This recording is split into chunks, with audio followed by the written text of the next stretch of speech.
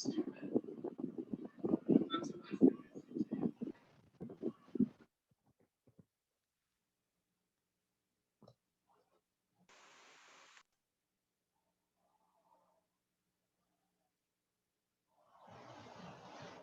right. Good evening, everyone. Good evening po. Good evening po. Good evening po. Good evening Welcome po. to ETCOR Educational Research Center free 3-day webinar through its advocacy project SAGIP MANANALIKSIK for everyone, entitled Starting It Right, Conceptualizing a Research from the Lens of the Experts. So we have a 3-day webinar for this day. We have the day one, okay, titled Brainstorming for Research Topics for Quantitative and Qualitative. Hindi po ako maka-join. I just want to remind the participants in this webinar that post-webinar activities will be given by the lecturer and to be complied with or submitted by the participants for the issuance of the certificate of Hindi participation. rin po ako maka-join. The different events from ETCOR have DepEd advisory. So before we move through the session, I would like to recognize the presence of the different jewels and pillars of ETCOR. We have Dr. Adrian Lawrence P. Carvajal, the chairman of Project Sagip Mananaliksik One-on-One. We have Dr. Bernadette Liwanag Liharde, the chairman of Project Sagip Mananaliksik for Everyone. And the head research consultant of EDCOR, we have Dr. Richard D. Sanchez. I am Dave Prudence G. Tayag, a master teacher from Betis Hindi daw National po maka-join si Aldrin Tesorio. Pampanga. Okay.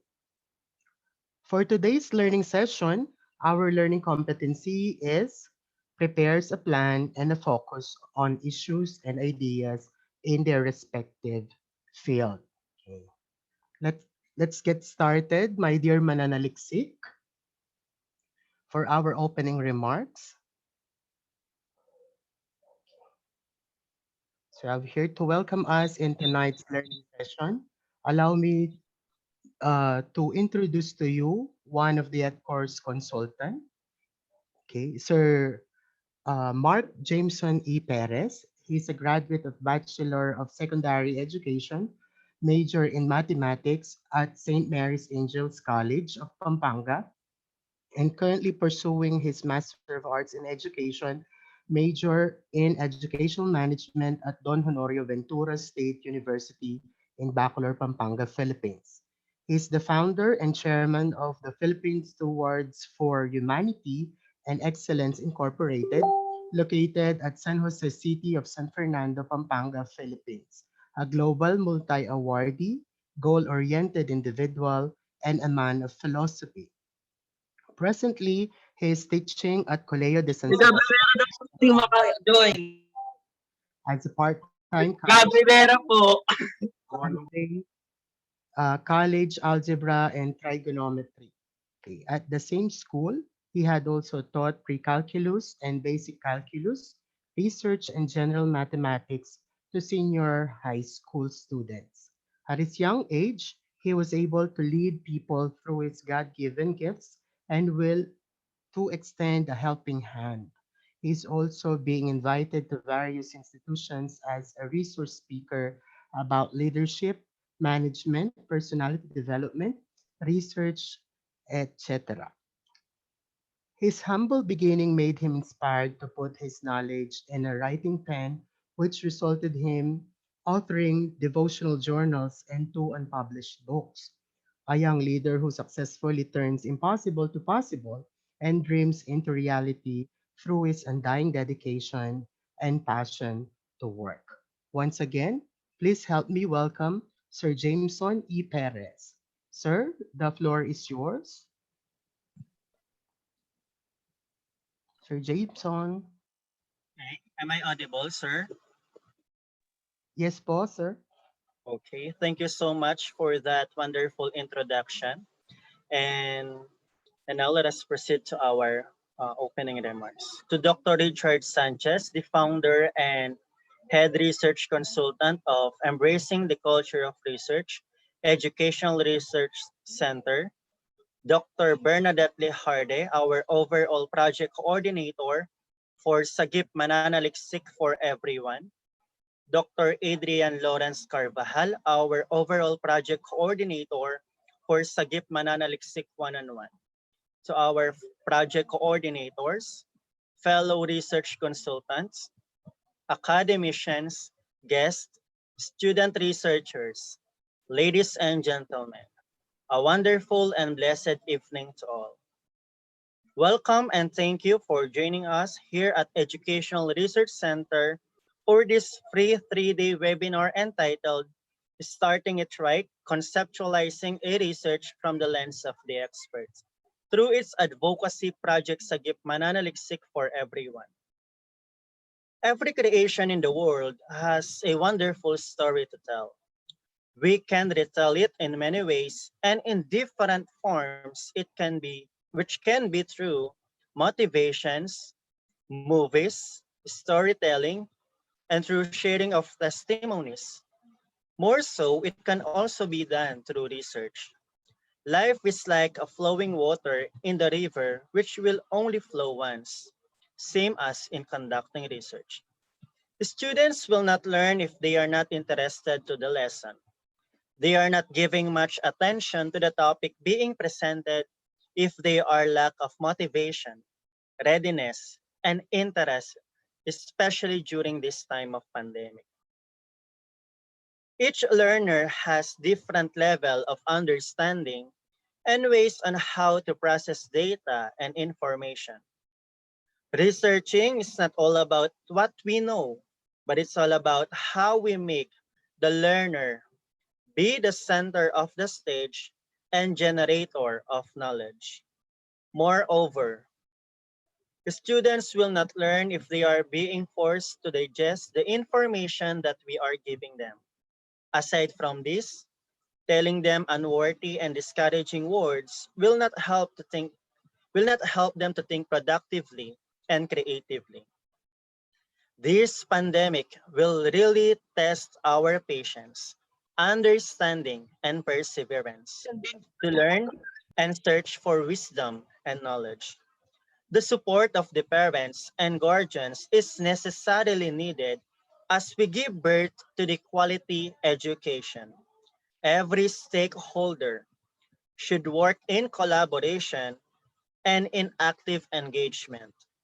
We are all suffering because of this dramatic scenario that we are experiencing, and this is not the time for us to point out our fingers to anyone.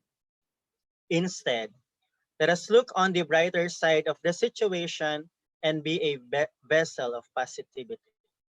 Now, before I am going to give the spotlight to our today's resource speaker, I want you to remember these three things. First, you have to empty your cup because anyone who presume and assume that he or she knows everything, we can consider that as a stupidity. Second, we should be thirsty in discovering new things and in exploring new ideas. We shouldn't be contented on the things or in the information that we have at this moment of our lives. And last but not the least, and the most important part, as a student researchers, as a professionals, and as um, an ambassador of this conducting research, is for us to listen to our mentor. We need to listen to our research mentors, to our life mentors, to our life coaches, because these mentors, these people will gonna help us to reach the peak of our success and at the same time for us to achieve the quality education. So once again, welcome to this webinar and thank you so much.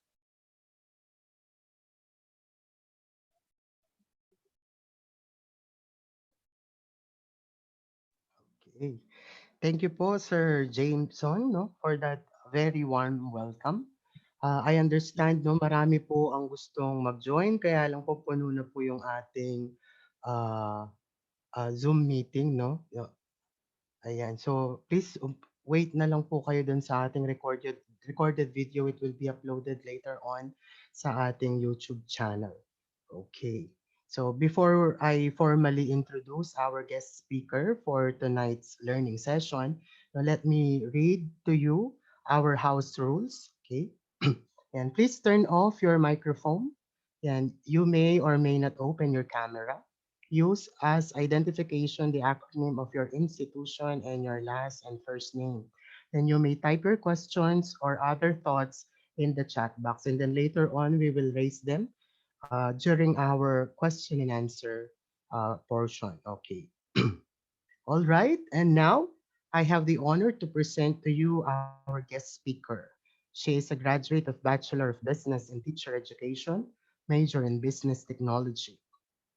She was also conferred with a degree Master of Education, major in Curriculum and Instruction, and has earned academic units for the degree Doctor in Educational Management from Polytechnic University of the Philippines, Santa Mesa, Manila.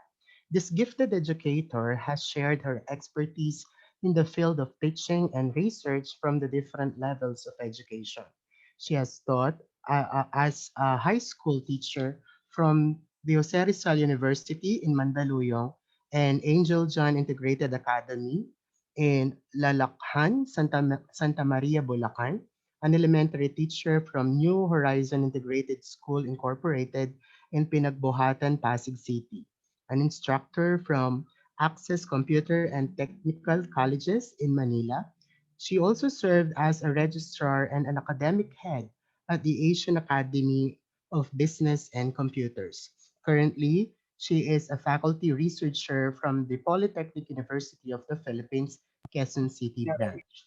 This multi-awarded innovator was given several national recognitions, such as CMO Soldier Awardee, Civil Military Operations in the year 2015, and AFP Bayanihan Award in the year 2014 during the 79th founding anniversary of the Armed Forces of the Philippines.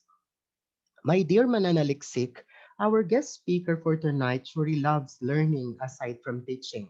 She has gained several certifications from the Technical Education and Skills Authority. She is also an accredited competency assessor for bookkeeping, National Certification 3. Dearest Mananaliksik, we are very fortunate to have this opportunity and learn from an innovator, researcher, writer, and licensed professional teacher.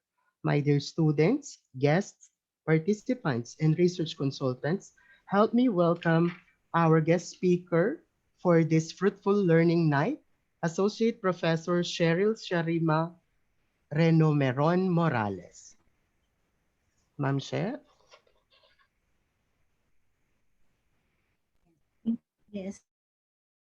Thank you, Sir Dave. I hope you can hear me clearly. So although I'm from Yes po, okay po. I'm teaching in Quezon City, but currently I'm residing here in Tanay. So I hope you can hear my voice. Mig naman po. Yes, okay. So thank you po, Sir Dave, for that long introduction.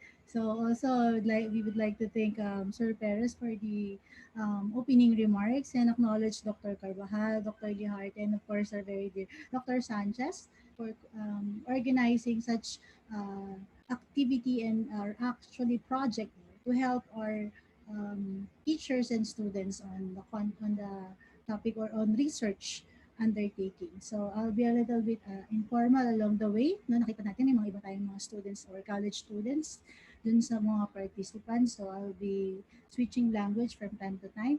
So I'll be sharing my first, no, before we go on the PowerPoint, I'll be sharing to you a little, it's just a less than 2 minute video from SAGE publication with regards to the notions of research. Kasi usually, yan ang nangyayari when we talk about research, sabihin, ha? Ayoko niyan. So may mga myths tayo. So let's watch this short video.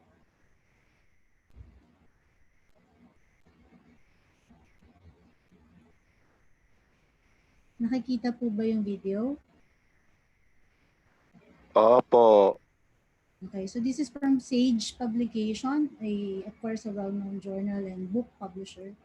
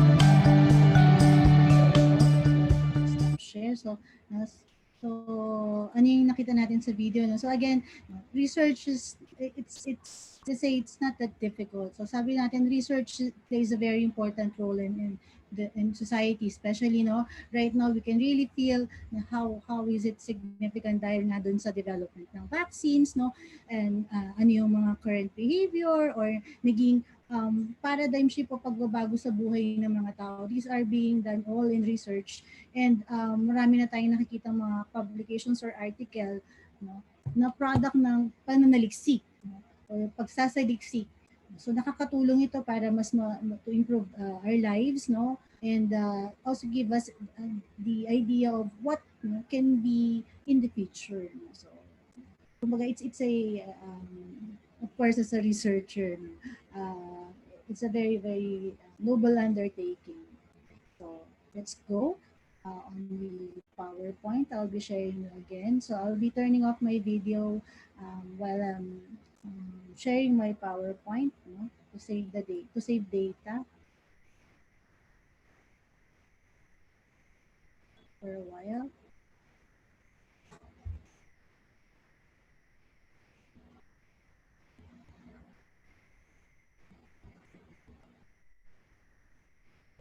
So is my PowerPoint visible now?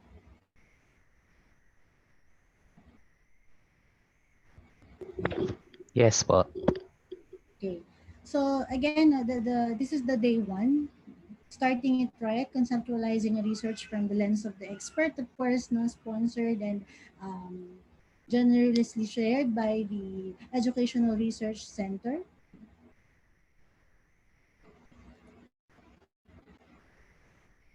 So the first one will be on brainstorming for research topic for quantitative and qualitative studies. So again, yours truly from the Research Management Office of PUP Quezon City, PUP actually PUP Santa Mesa, but I am teaching in Quezon City as part of my teaching service. So the objective would be to prepares a plan and focus on issues and ideas in respective field. So, as a starting, sabi ni John Ruskin, quality is never an accident. It is always the result of an intelligent effort. There must be the will to produce a superior thing. Lalo na research rather cannot be done in single sitting. So, talagang you will have to put time on it and heart on it and effort. So, better do your best and make it more and give the quality. So, syempre, we will have a good result. So the topic outline for I made my own outline.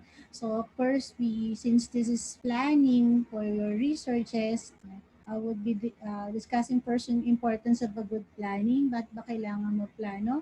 No? Planning and research integrity, and planning your research topic, wherein I will be suggesting or giving ideas on what topic you can look into or work into on your researches. So ano ba yung importance ng good planning? So unang-una, so of course, when we talk about good planning, thinking and anticipating what you need in order to do it properly. So as not to waste your time and the time and effort of the people working with you. Kalimutan natin yung you. So, and when we talk about also planning our research, we have to look into several factors, or variables.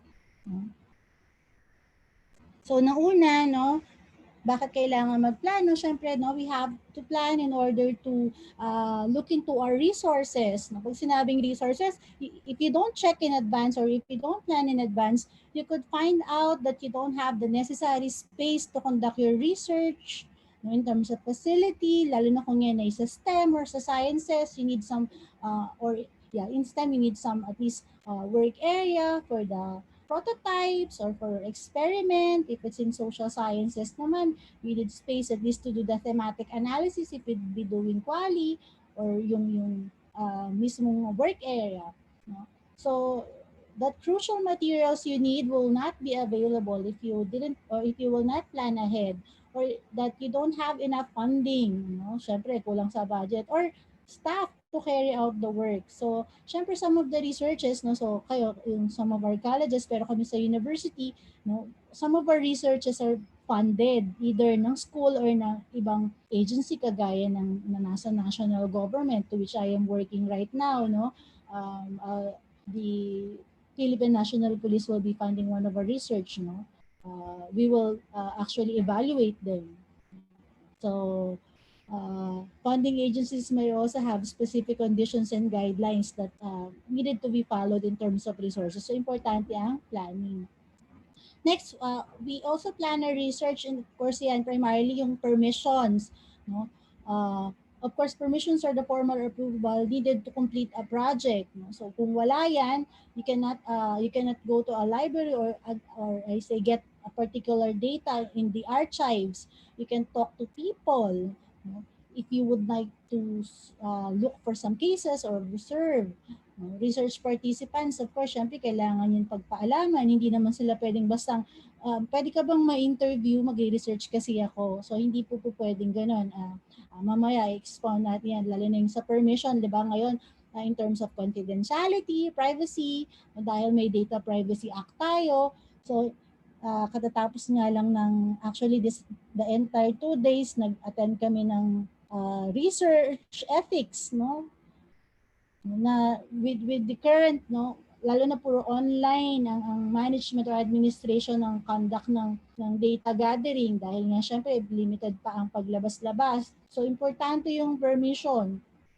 So when you do first the data gathering or prior to your research, kailangan iplano mo yan. Sino si kanino ka ba magpapaalam o ano ba yung kailangan, meron tinatawag na research protocol in terms of ethical consideration, no? Yung pagkuha mo ng personal information, mismo dun sa letter, you have to say na there should be transparency, legitimate purpose ng research.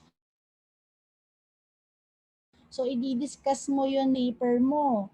Tapos, yung mga sensitive cases, lalo na ba pag mag-o-observe ka, kailangan may consent, hindi lang basta nagpaalam ka, you really have to, pag-interview, the participant really has to say, yes, I agree, no? Then, in terms yung pagpo-process ng information, alin lang ba yung pwedeng i-divulge sa research nyo, no? Tapos kung saan specific yung gagamitin, kung gaano katagal. So those are the things that we have to seek permission. Tapos kung also consider yung age bracket if you would like to look into the children's or student behavior and for example, the study habits of students in the basic education in times of pandemic and how their parents are assisting. So, syempre, below 18 yan, you have to ask or seek permission from the parent. No? Or kung gagawa ka ng focus group discussion, tapos lower age yan, no? You have to actually, I had an experience in Nueva Ecija when we did some research there between 3 to 5 years old on yung habit nila on brushing teeth. Nagpaalam kami dun sa mayor ng Nueva Ecija, and then a DSWD representative was really there the entire duration of the focus group discussion. So those are the things that we have to plan in terms of to whom and what permissions will be rather will need to be undertaken. Malinaw po ba yun? Pakisabi po kung mabilis. Okay naman po ba? Okay, Okay naman po. Okay naman po. Next, planning in terms of stakeholders. So ano naman yung stakeholder? Pag sinabi natin stakeholder, hindi lang ikaw yan o hindi lang yung pinapasagutan mo yan. When we talk about stakeholder, all the people involved in the project, pwede yung members of the community being studied or for whom the research will be important in terms of implications, o kasi groups bang kasama dyan or civil society organizations, professional groups, and or if it's on business, syempre yung mga business interests. These are your stakeholders. You have to plan who are they. You have to identify who are they prior to the process of conducting your research. Kasi ignoring their interest can delay your research. It can, yung pwede yung do some harm on specific groups. Kaya yung, di ba, nung sinabi ko sa inyo, yung mga bata, yung subject namin, we didn't sick per wouldn't know that the DSW guidance should be there. No, tapos yung mismong procedure, tapos ano yung mga gagamitin namin, we submitted it to the DSWD representative ahead of time. So, kailangan mong malaman sino-sino yung stakeholders ng research mo. Next in terms of planning is of course yung methods, no? So in terms of methods, these are the ways in which you will arrive at the knowledge or understanding you are seeking or yung gusto mong malaman. So your research may not provide convincing evidence if example, yung representative or yung sample size mo, no, is not appropriate or does not actually satisfy yung gusto mong gawing research. So meron kaming inanalyze kanina dun sa aming research ethics committee, 1,000 yung sample size niya. No, tapos ang ginamit ng methodology, purpose of sampling. Snowball technique, ibig sabihin nun, mag-identify ako ng 5 na respondents, tapos yung 5 respondents ko, sila magbibigay sa akin ng respondents. Kaya snowball, kasi refer, parang networking.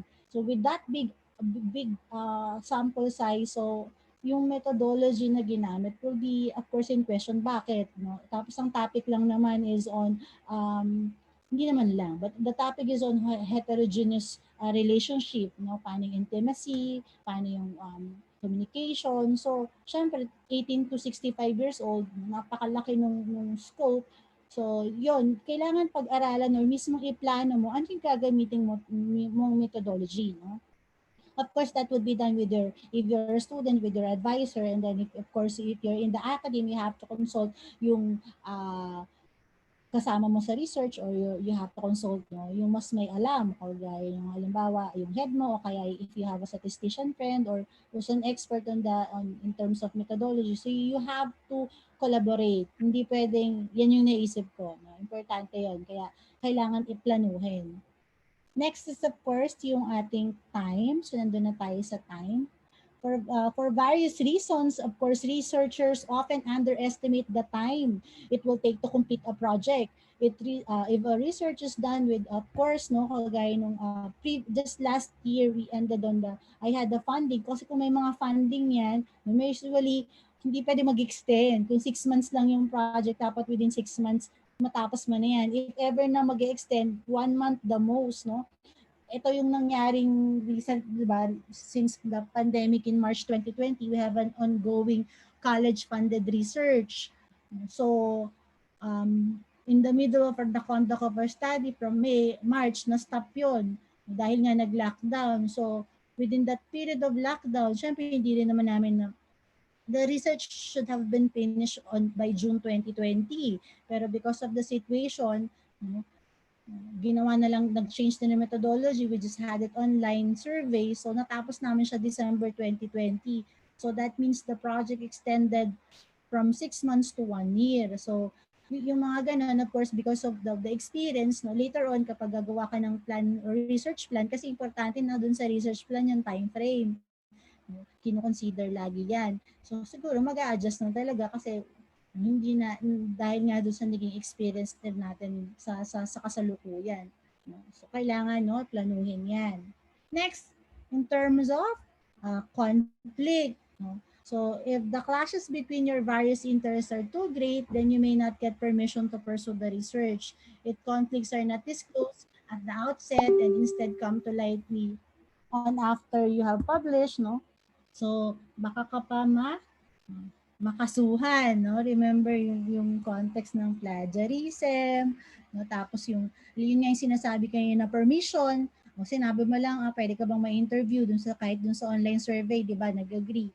Then kung interview yan, syempre tatranscribe mo yung mga sinabi niya. Dapat after that, ibabalik mo yun dun sa in-interview mo, tapos pakita mo, tama po ba yung pagka-transcribe ko? Then mag-agree siya. Baka mamaya diniretso mo, tapos bigla niyang nabasa, nag-react siya, sabi mali yung hindi naman ganyan yung sinabi. So, di ba, nagkaroon pa tayo ng violation in terms of confidentiality o kaya kung ano man yung napag-usapan niyo prior dun sa conduct of research protocol.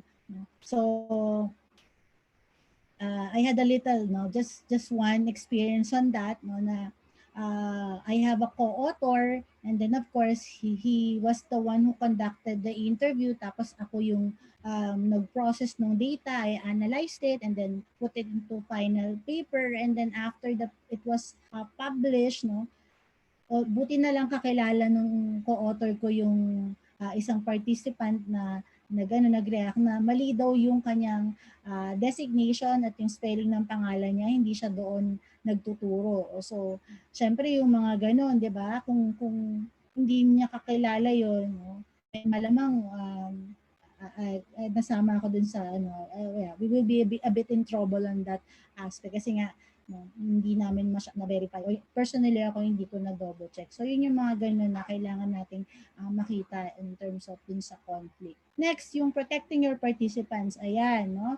So, it is critical that you develop a thorough plan to ensure that your research participants are not unduly harmed physically, psychologically, not too much stress, or socially, example, in reputational harm that caused by a violation of confidentiality.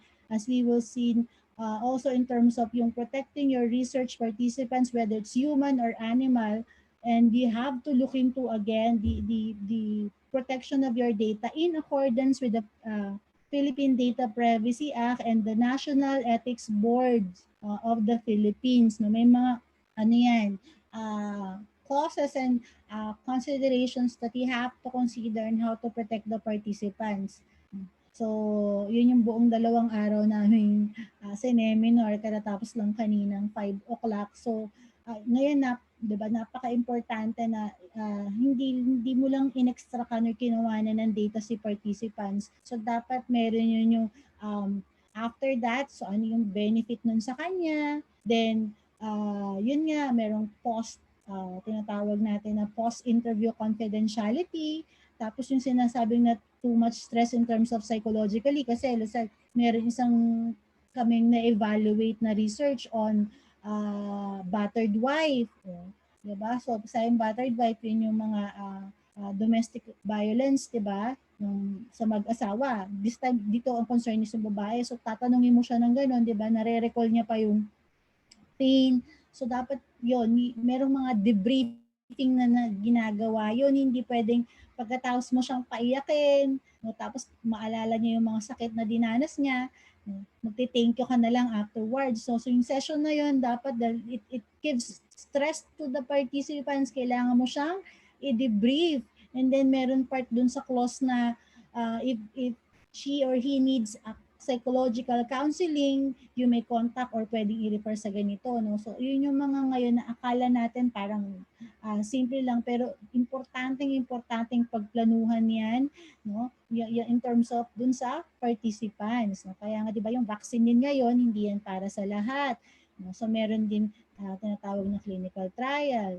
No? So, we would also like to protect the participant. No? So, meron dyan ay, nawala. Ano po naman? Nakikita pa po ba yung PowerPoint ko? Nawala po. Share mo na lang ulit. Okay po. Okay po. So, ayun, balik natin. In terms of yung sabi natin, protecting your participant. So marami, ano naman yan, you can download it or you can look into the National Ethics Board. No? So mga students, no, yan yung lagi nating, may mga nakita kong college students, hindi po basta-basta lang yun magseselect ka ng participant tapos binigay mo yung questionnaire, yun na yun. No? So right now, dahil nga dun din sa means ng pag-gather, no, paano mo din mapoprotect yung confidentiality ng respondents or informant mo. Siyempre, pag quantitative, more on survey yan, o kaya numerical yung gathering ng data, pero pag qualitative, mas merong close contact with the informant, so mas kailangan nating tutukan yun or pagplanuhang maigi yun. Okay po? So, yun yung these are the factors, no? At least the general. Depende rin kasi sa type of research na gagawin nyo. But at least in general, ay yung resources, permission, stakeholder, methods, time, context, and protecting your participants. Yun yung mga kailangan nating i-consider dun sa pagpaplano ng research prior to the actual research conduct.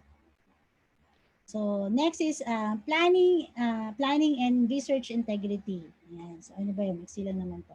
So poor planning can have an impact on the integrity of your research for two reasons. No?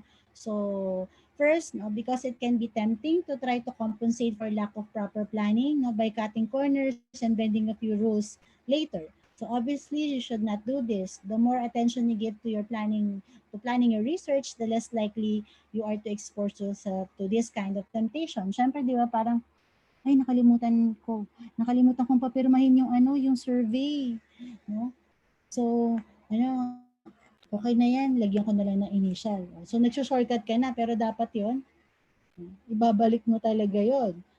Then second, because some planning in research is mandatory or not optional, often a research plan is an initial thought on a research project in a logical and concise manner. So kasi sa amin sa university when we do research, so part ng tawag namin doon is research proposal. Nakalagay na talaga doon yung plano mo, anong gagawin mo.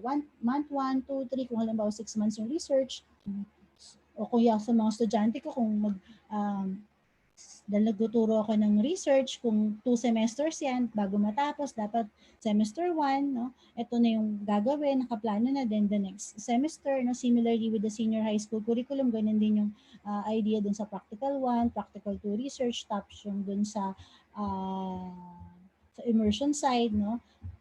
So, parang practical tawag ko dun eh. So, importante no na i-build natin 'yon kasi these are mandatory in terms of planning para hindi tayo magso-shortcut or in the end no kulang yung halimbawa hindi natin na-attain yung number of participants no, let's say dapat ang computation mo nasa 155 no, bigla ka na lang nag 100 so bigla mong pinalitan yung methodology mo, nag-convenient sampling ka na lang tapos yung mismong margin of error mo, tinaasan mo din. Instead of 0.05, nilakihan mo na lang. Kasi nga, yan nga, no? Para lang lumusot no? Yung ginawa mong, o yung nakuha mong number of participants dahil nga wala ka ng oras na kailangan na yung matapos yung research, sinorkat mo na lang. So, isa sa mga, may exercises tayo niya later. So, isa yun sa mga dapat natin tutukan, no? Yung integridad.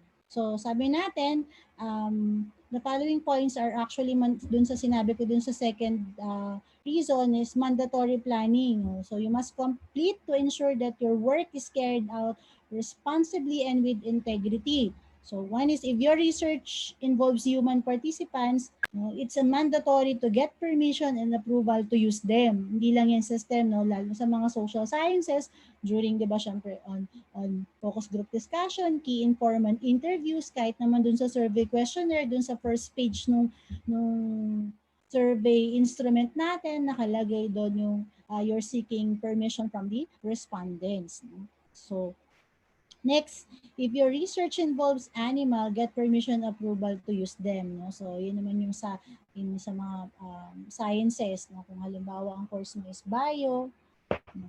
Kaya micro, yung mga ganyan. So, kailangan, no? May mga agencies na dapat yan pagpaalaman. Next, declare financial and other conflict of interest if necessary. Set up your way to manage them. So, yun nga, sabi natin, pag nasa university ka, kahit estudyante ka, you have a chance to get your research funded. Right now, din sa DOST, madaming mga, marami, no? Malaki ang budget for research funding. So, importante na dinideclare mo yung na that the research is funded or kung wala naman, kung personal money mo yon and wala namang conflict of interest, no? Yung gagamitin mong statistical tool is or yung standard research instrument is from other sources. So, kailangan mong ilagay na walang conflict of interest kasi nagpaalam ka dun sa original author no, nung research instrument. Yung mga ganang example. Then next is ensure a safe and productive research environment. So kung mga experimental yung gagawin mo. And of course, no, kung halimbawa mag-social experiment ka, yung mga nakikita niya na kung magpapanggap kunyari ng pulubi, tapos kung ilan yung magbibigay sa kanya ng pera or manghihingi siya ng tulong, yung mga yun dapat pinagpaplanuhan mo rin kung safe yung gawin na yon, no? Lalo na ngayon, syempre bawal yun ngayon, no? Dahil nga may limitations sa paglabas-labas. Okay? So, ito yung mga mandatory in consideration. So, ayan. So, wala na po tayong tanong dun sa... Ayan, ito muna ako, post muna. Wala po tayong tanong dun sa first one, yung planning your research and then yung integrity. Wala po. Wala. So far po Yeah. sa ating So, kung wala, chat box, wala po. okay, sige Okay. po. So, dun na po tayo sa third outline. So, ngayon, ano kaya yung magandang mga topic na research na pwede natin gawin? Of course, again, you have to consider you have to plan for the time, and then ano ba ngayon? Hindi naman pwedeng lumabas, tapos magbahay-bahay para magpa-survey. So, most of the research kagaya yung ginagawa ko ngayong research, I did it online. I had pre-test, and then by this Friday, I had the pre-test last June on the skills readiness nung flexible learning, no, modality na ginagawa natin ngayon. So, sa ano naman, sa college namin. Then after this final examination sa March 4 or 4 ba? 5, 6, 5. Magpo-post na ako assessment. So again, I will just be doing it online. So, punta po tayo. So, ito po yung mga research topic. So, again, just again to mag-isip tayo ng research topic dun sa senior high school curriculum, nabanggit ng dun on quantitative. Of course, that simple, you gather it, or the collection is on numerical data. Pag qualitative po, you collect words, pictures, and text. So, meron pa pong isa yan. Of course, sa senior high school curriculum, hindi naman expound. Yan yung tinatawag nating mixed method. You will both use quantitative and qualitative research on the conduct of your research topic, kasi may mga ganun na you wanted both. So, yung tinatapos ko ngayon, deadline ko bukas. Yung tinatapos ko ngayon ay I'm doing qualitative research. So, ayun, kailangan muna natin again, ma-review yan, no?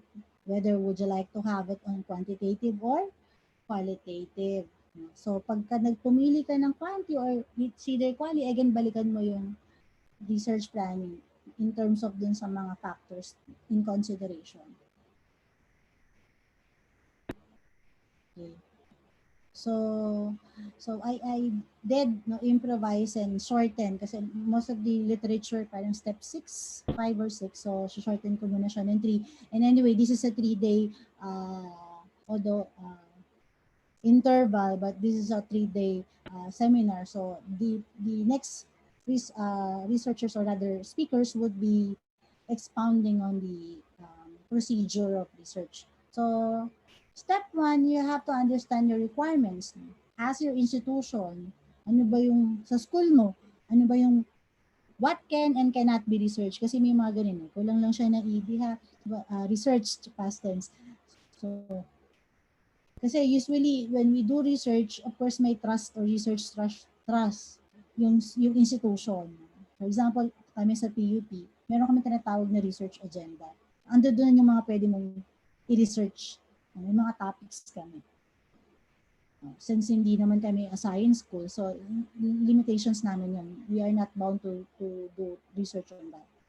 Next, how long is the paper? Yung number of pages. Ano naman ang connect doon? Siyempre, when we do research, we'd like to publish it. Kasi sabi nga kanina ba sa video, it's very important na yung result ng research mo will be disseminated. Para it will be, the knowledge that has been generated or created in your research will be read by people.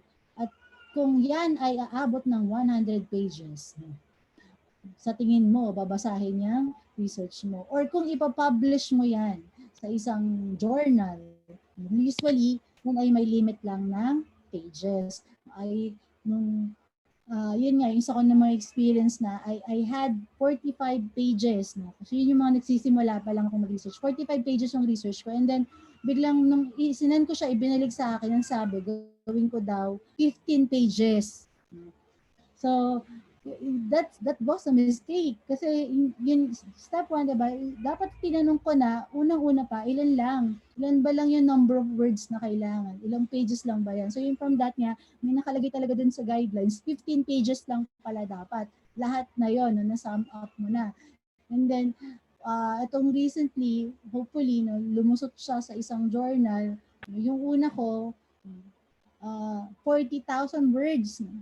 But then, 25,000 words lang. Tapos, bukod pa dun sa number of pages, I did it APA style. Chicago style pala yung kailangan sa referencing. So, yun yung mga mali, di ba? Na, kumbaga, we have to learn from the experiences na may ganun palang requirements. So, kailangan yun.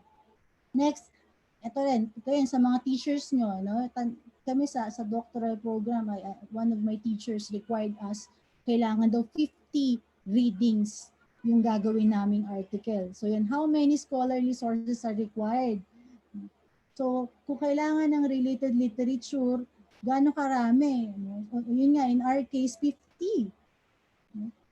So minsan may 5, may 10, no? Pero ako kasi pag nagtuturo naman ako, depende rin yung sa dami ng statement of the problem or if it will satisfy me. But hindi naman ako nagbibigay ng 50 scholarly readings no prior to the topic. No? Pero yun nga, that would be the step one. You have to understand the requirements of the topic, no? Lalo na kung may mga bago na yung pag-aaral. So kailangan natin kunin yung recent. No? Hindi lang yung how many scholarly sources are required. In terms of time din. Kung yan ay 1998, if it's not a theory, no, nor a law, nagbabago yan. Halimbawa yan nga, yung business trending, no, tapos yung sa, lalo na kapag yan ay computer, ang bilis magbago ng source niya. So, dapat din yung pinaka-recent. No? Sa amin, at least for the last 10 years, kung hindi nga yan, if it's not a theoretical literature, so hindi yan batas, so dapat at least 10 years lang yung pinaka-late. No? So, since 2021 ngayon, at least 2010 or 2011 yung related literature. Okay. Next, step 2. Ayan. So, what usually personally affects you pagka in terms of what are your interests, no? So, magano ka na ng research topic, mag-iisip ka na. Usually, ano muna yung gusto mo or ano yung sa tingin yung usually pagka tinatanong ko yung estudyante ko, what make you choose this topic? Sabihin niya, ma'am, kasi I have an experience, no? Yung isang research on students' achievement with overseas Filipino parents or OFW parents. Sabi ko, bakit yun ang gusto mong topic? Kasi yun pala, yun yung experience niya na nasa ibang bansa yung kanyang magulang. Tapos kapag may mga kailangan siya itanong, no? Aside from finances, pero syempre we need also moral support dahil nga medyo tedious yung process. Hindi niya maano yung parent niya. So, yun. Usually, nakaka-apekto or personally affects you. Yun, those are the things that pwede nyo tingnan. Next is yung, what do you care about? Ano ba yung mahalaga sa'yo? So, kung depende rin of course sa age and sa career, no? So right now, ako, what I care about is on how I can better teach my student using the different platforms or modality, whether it's modular, synchronous, or asynchronous. Siyempre, di ba? Teacher, ayoko naman yung nagtuturo lang ako sa mga estudyante tapos hindi ko alam kung nag-grasp nila yung topic na tinuturo ko. So, yun, pwede kong i-research yun. Next, ito yung madalas. What are the current issues on your field of study? When I was taking a masteral, I suggested a certain topic. Tapos, my research advisor said, hindi yan pwede kasi hindi yan napapanahon, hindi yan current issues. So, medyo na-hurt ako nun kasi I really like that topic. It's very interesting. Pero yun daw yung sabi niya. Pero nabasa ko sa isang article na don't be afraid to work on a certain research topic kasi sabi always an audience for everybody. Yung sinabi niya na kumbaga sa produkto, 'di ba minsan nga para sa atin useless yung product pero nandiyan yan. Ibig sabihin pag nandiyan yan may bibili. So ganun din yung research topic mo. You will have an audience. But right now, no, we talk about current issues, no, napakalaking tulong, no, if you will look onto kahit sa mga preprint community, kagaya na ResearchGate, ng SSRN, yung academia, may sariling data bank ngayon yung mga research all pertaining to COVID-19, whether it's on medical, kahit yung sa social, no, yung behavior and attitudes, no. If you will try to search on the internet, no, one of yung may recent study ako nung how does religious leaders, no, act on the guidelines of the AITF. No? Tawag kasi namin doon patwa, no? Parang religious patwas or patwas of the religious and cultural learning institutions on the conduct of COVID-19. So nag-email sa akin yung Europe na pre-med. It's just a pre-print community kung pwedeng ilagay kasi may special talagang database for the COVID researches, no, COVID related, that's the term, COVID related researches, kasi nga lahat yan ginagather nila para makatulong na matawid natin tong sitwasyon natin ngayon. So yan, if you would like to do topic on COVID-19, it's a very current issues, and yan, you would be contributing to the community on dealing with COVID-19, not just on its medications or yung kanyang gamot, pero more on the fullness, no, yung yun, behavior ng tao, and then paano ngayon nagbabago yung work mode, di ba? Or sa mga gender related, yan, nagbibigay na ako ng topic sa mga gender-related issues, no, on COVID. Halimbawa, you can research on a flexible work mode for mothers. No? Ngayon, kasi nakita natin na nakakapagtrabaho naman ng magulang kahit nasa loob ng bahay. Kasi although, syempre, mas tedious siya kasi nandyan yung mga anak na alagaan. Pero no, after this post-pandemic, pwede naman pala na magkaroon na ng flexible work schedule. Say, MWF na sa opisina si mommy, and then the rest of the TTHS kung nasa private kasi hanggang Sabado pasok, diba? Pag sa government, pwedeng Tuesday, Thursday, nasa bahay, work from home. Kasi it is already working right now. So, magandang i-study yan na may apply siya, tapos may institutionalize siya, maging policy siya na bigyan ng work or flexible work schedule ang mga working mothers. No?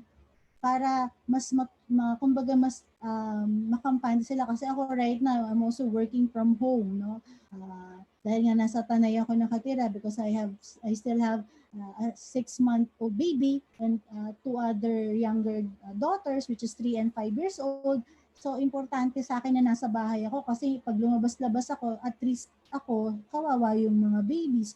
But, di ba, we're delivering ilang buwan na since October. Nagsimula yung klase. So, nakakapagbigay naman ako ng output. In fact, mas parang feeling ko productive ako kasi I was able to publish a book right now. No? Katatapos ko lang makuha yung ISBN tsaka cataloging from the National Book of the National Library of the Philippines. It was of course published by PUP Quezon City branch, and then I was able to finish 5 tracer study na pa-ISSN ko na rin yun. No? So ayan, so pwedeng tingnan yun as a research, no? It's a very current na how did COVID pandemic affects the work behavior of mothers. Oh, yan. Those are the current issues na magandang pag-usapan. Ayan. So may mga topic na kayo. So next, of course, step 3, no? Finding a niche, narrowing a topic. So when you talk about finding a niche, syempre, it's not just your interest. Maraming usually yung mga estudyante pag tinatanong mo anong topic mo, ang broad agad, no? Parang gustong abutin ng buwan at between. para lang nandiligaw. So, we have to narrow a topic for us to understand or for parang makatutok ka dun sa ginagawa mo. So, when we narrow a topic, no, so, syempre, the WH question yan. Narrowing a topic means knowing the who. Is there any specific population, organization, or group that you would like to focus on? Sino sila? So, kailangan ma-identify nyo na yan. Yung kanina din nagdedebate kami dun sa protocol ng isang research topic kasi kami on research ethics. 18 onwards, 18 to hindi 18 above ang kanyang respondents basta with heterogeneous relationship. So, sino nga doon? Napakalaki ng ilang milyon tayo ngayon sa Pilipinas. Pag tinignan mo doon sa Philippine Statistic Authority, napakalaki yan. So, kailangan mas specify niyo yung population or organization or group na gusto nyong aralin. No? Lalo na if yung budget niyo is very limited, no? Narrowing topic is really, really very important. Next is of course the what question. What means, what are the main issues affecting the who? No? Ano yung mga main issues na nakaka-apekto dito sa mga target participants mo? Then, of course, the where, saan mo specifically, ayan, no, yung ating icon is map. Saang area mo gagawin yan. No, right now, hindi tayo free libot-libot sa mga lugar-lugar, lalo na if galing kayo sa high spots. No? For example, dito sa Tanay, if you would visit here or you would conduct your research, doon pa lang sa may Marilac Highway, hindi ka na makakapasok kasi may checkpoint pa rin kami hanggang ngayon.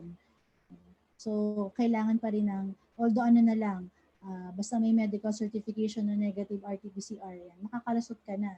Pero yun nga, hindi basta-basta. So, kung halimbawa, you will just be conducting it, no, kung wala naman ng pandemic, so, importante pa rin na, yun mo, kung sa Pangasinan area, saan distrito, kung yan ay sa Pampanga, saang distrito, or basta yung specific region ng country or ng province mo para at least mas manarrow natin yung topic.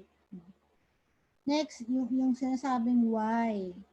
So, why means what is the cause of the issue and the content and the context of the issue. So, mamaya may mga example tayo. So, importante na kino-contextualize natin yung issue. Halimbawa, in terms of bullying, cyberbullying.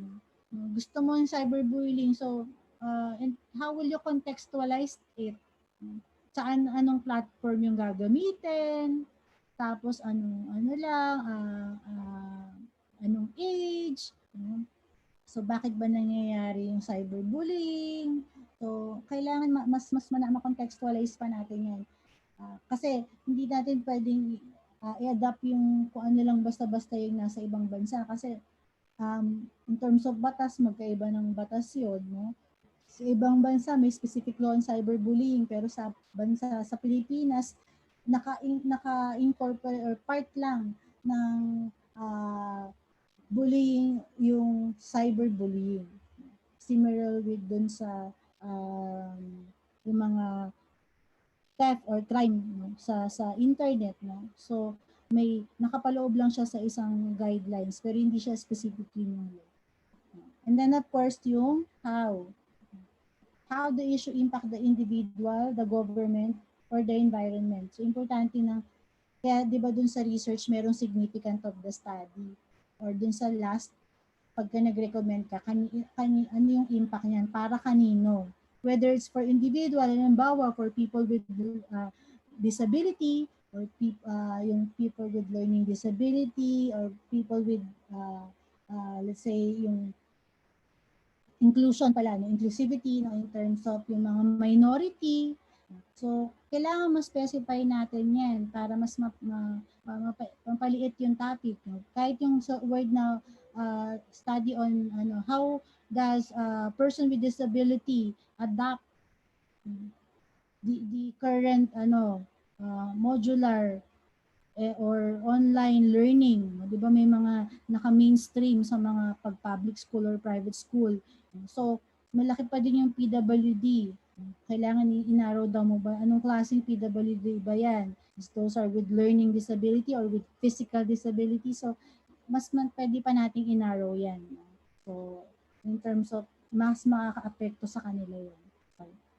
So, yun yung when we talk about finding. So, I'll be showing some of the example of how to narrow. For example, ayan. So, pag mag-ano ka ng topic, syempre, find topic muna. No? So, kung ako ay nasa STEM, example, kung senior high or kung ang course ko in college is related on STEM, also health policy.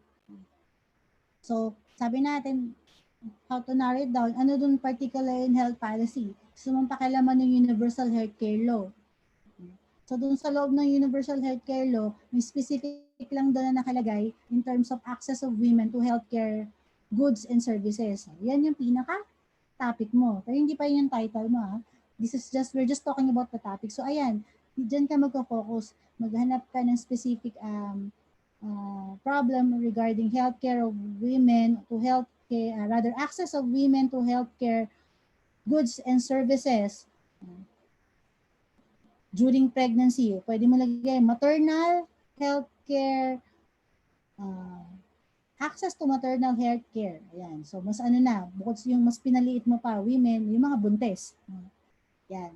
Or women with disability in terms of, halimbawa, yung mga deaf. Yan. So, that's how you narrow down the topic. Example pa ng narrowing ng topic is, oops, yan. Nahuli yung aking ano. So, ngayon, no, kung nasa ABM naman yung course mo, for example, online marketing, no? Lalo ng ECQ, grabe. Lahat ng purchases ko, no? I did it in Lazada and Shopee, thanks to them. So, online marketing, so ano pa sa online marketing, maraming platforms yan. You will use social media marketing. No? So, malaki pa rin yan. Ano sa social media marketing? Yung social media engagement strategies pagdating dun sa mga customer. Kasi when you talk about marketing, meron yung business to business, business to consumer, consumer to consumer. So, marami pa rin yan. So, narrowing it down, social media engagement strategies, particularly, ayan, lagyan mo na ng the who, diba? Kung sino yung gusto mong customer or yung gusto mong respondent dyan, o gusto mo ba yung mismong business to business, diba? Or lalagay mo social media engagement of the Lazada, no? Or social media engagement strategies of Lazada or of Shopee. So yan, pwede nating mas i-delimit pa yan. Doon ka fill in ng title. Again, these are just topic, hindi pa yan yung research title. So that's how you narrow down the topic. So, isa din example, yun kasi minsan, no, and narrowing topic, of course, no, involves, no, yun yung sa mga susunod na speaker, but I'll just have to emphasis na you have to read a lot. Sa akin, as a research teacher, isa kong requirements ko is at least magbasa ka ng 10 related literature dyan sa topic mo. Kasi yung hirap pag tinatanong mo sila, tapos ano yung basis mo? Ano yung evidence mo? Bakit ayan na yung gusto mong topic? Wala lang kasi nga, dun lang pumupunta sa number 1. Interested lang siya o sa tingin niya makaka-apekto sa kanya. Pero pag tiningnan mo, anong basis or no evidence, wala na siyang masagot kasi hindi siya nagbasa. No? So, hindi po pwede yun. No? For you to narrow a topic, you have to have initial readings dun sa topic na napili mo. So you would realize kung ano talaga specifically lang ang gusto mong gawin. But again, that would be expounded by, or rather expound by the next speakers, no, on related literature. So, yan. Then, choose your topic. So, kung kayo ay nasa basic education, no, junior high, meron na rin research ngayon. Senior high, meron na rin. Diba? Tatlong. So, pwede tayong tumingin dyan sa, nakita niyo yung may basic education research agenda. Kung ikaw ay public school teacher, sabi nga natin, di ba, bago ka magwalis o bago mo punahin yung dumi ng kabilang bakod o ng kapitbahay mo, tingnan mo muna yung bakuran mo. Look what are the problems within, no, your niche or within your area. So, ito yung research agenda ng Department of Education. So meron silang teaching and learning, child protection, human resource development, and governance. Again, bago po ako natin isa-isahin yan, meron po ba tayong katanungan dun sa mga previous kong diniscuss? So, kung wala po, sisigi na ako. So, Hello po, Ma'am She. Excuse po. yes po. Ma'am, gusto niyo na po bang sagutin o meron po kasing isang tanong dito. Gusto niyo po bang i-address kaagad o Sige sir, doon na pwede lang po po. sa ating Q&A? Pwede po, opo. Okay lang po ba Sir Dave? Pabasa na lang po. Sige Kasi po. dito po tayo Ito po yung na, tanong mula kay Ma'am Maricel Gatacelo. Sabi po niya, hi po, any legal basis in conducting researches at this time of pandemic po? Thanks so much po. Yun po yung tanong. opo, sa Department of Justice po last, I forgot the date, naglabas po yan on the conduct na in terms of, lalo na pag virtual yung gagawin, no? Between it's the students and the teachers, kung halimbawa sa subject, no? Actually po, bawal po ang mag-background na dapat actual setup, no? Para makita din yung pinaka-environment ng lalo na kung yan ay estudyante mo, tapos mag-uusap kayo. Syempre po, we have to consult also yung AITF. But right now po, yung katatapos lang namin with UP, yung sa research ethics na mostly po ng research ngayon are really done online. And may mga naman na po, literature na nag-justify of doing the new way of conducting research. Lalo na po ang paggamit ng social media. Ayun po. Okay. Pero Thank we you can po, Ma'am always She. look po dun sa Okay po. Ayan. yung legal basis po natin is just the guidelines kasi kung talk about legal, mga law po yun or policy. Pero meron naman po yan sa National Ethics Board. Tsaka I understand nasa DOST website po siya. So, ayan po. Okay. Next po. No, so, kung titingnan po natin dito sa conceptual framework, no, so ito yung vision ni DepEd. So, may mission din siya.